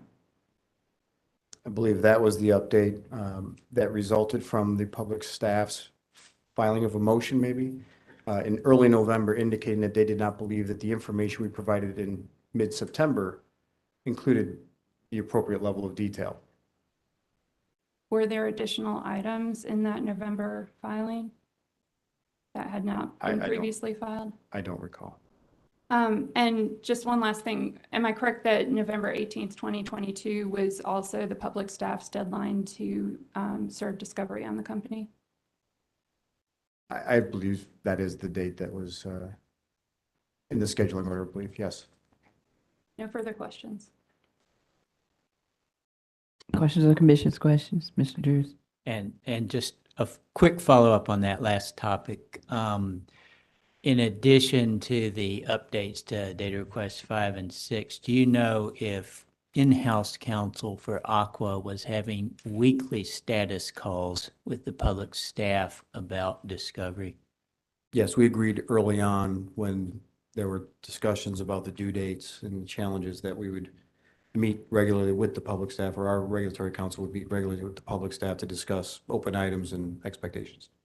So you were asked a question by Chair Mitchell about the update under GS General Statute 62-133C. In a traditional rate case with a historical test year, is the potential to update through the close of hearing based on what actually goes into service by then? Yes, Okay. And when you have a WISIP, a multi-year rate case, is the company submitting in its base year both actual plant in service and projected plant in service through the bridge period? yes, And does that mean the update is going to be somewhat different in a WISIP than it would be in a traditional rate case? yes. It would include projections. Thank you. That's all. All right. I'll entertain motions. Aqua would move into evidence its 8 rebuttal exhibits for this panel. All right, without objection, that motion is allowed. And I would move public staff Becker, Packer, Kellett, and Melton rebuttal cross exhibits 1 through 3 into the record. And that motion is also allowed. Thank you. And finally, you may be excused. Music to your ears. Thank you, Commissioners. Thank you. Thank you. Thank you very much. All right. Now, anything else that the company wants to bring to the commission's attention? I don't think so. Thank you. All right, public staff? No, you. All right, so, I want to address that, yesterday the company requested to file a late filed exhibit. And I believe it was represented it would be filed on or about January 27th to provide an update for plant in service. And it would provide the actual close numbers for plant in service for December, which had previously been provided in the company's rebuttal testimony as estimated. Did I get that right, Mr. Drews? That is correct. And the public staff objected on 3 grounds: that there would be no matching of expenses, the public staff has not had an opportunity to audit this information, and the update is beyond the date allowed for updates in the scheduling order. Is that correct? Correct. And as we just ended on a discussion of 62-133C, there's provision there that states the commission shall consider such relevant material and competent evidence as may be offered by any party to the proceeding tending to show actual changes in cost, revenues, or the cost of the public utilities property used and useful, or to be used and useful within a reasonable time after the test period. All right. There are growing pains as we transition and learn how to deal with the new WISIP statute. I guess we're experiencing some of what the company experienced in transition into SAP. But for right now, we're going to allow the company to file the information, but this is not a determination that the late filed exhibit is competent evidence. Filing does not mean it will be considered, and should it be considered, the commission will determine the due weight to give it in accordance with applicable legal standards and the discretion the commission is given in the trying of any case.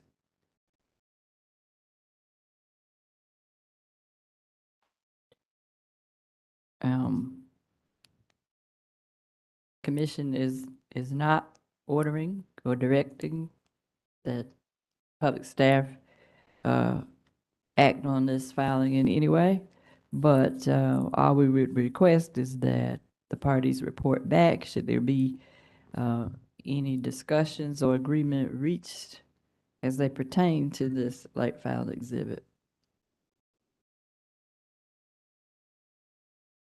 That, that's our ruling. Any response or follow-up?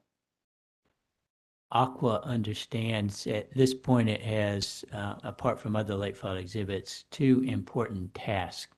And one is to confer and discuss with the public staff about performance measures, incentives, and penalties, and to get back to the commission on that. And the second is, once we are able to put together these closing numbers, we will talk with the public staff about their comfort level and what they might need to want from the company with regard to those numbers. All right. And with regard to late filed exhibits, there's been a number that's asked for. I didn't sit here and make my own list, but my staff did. I hope you did. And if there's any question, aside from ultimately being able to get them from the transcript, I would ask you to consult with our staff and each other. I also ask that you consult with court reporting about anything that needs to be treated confidential so that we make sure it remains confidential. Any other follow-up to that? I'm just trying to do the housekeeping. And we appreciate it. We too are working on assembling and checking ourselves with respect to the late filed exhibits.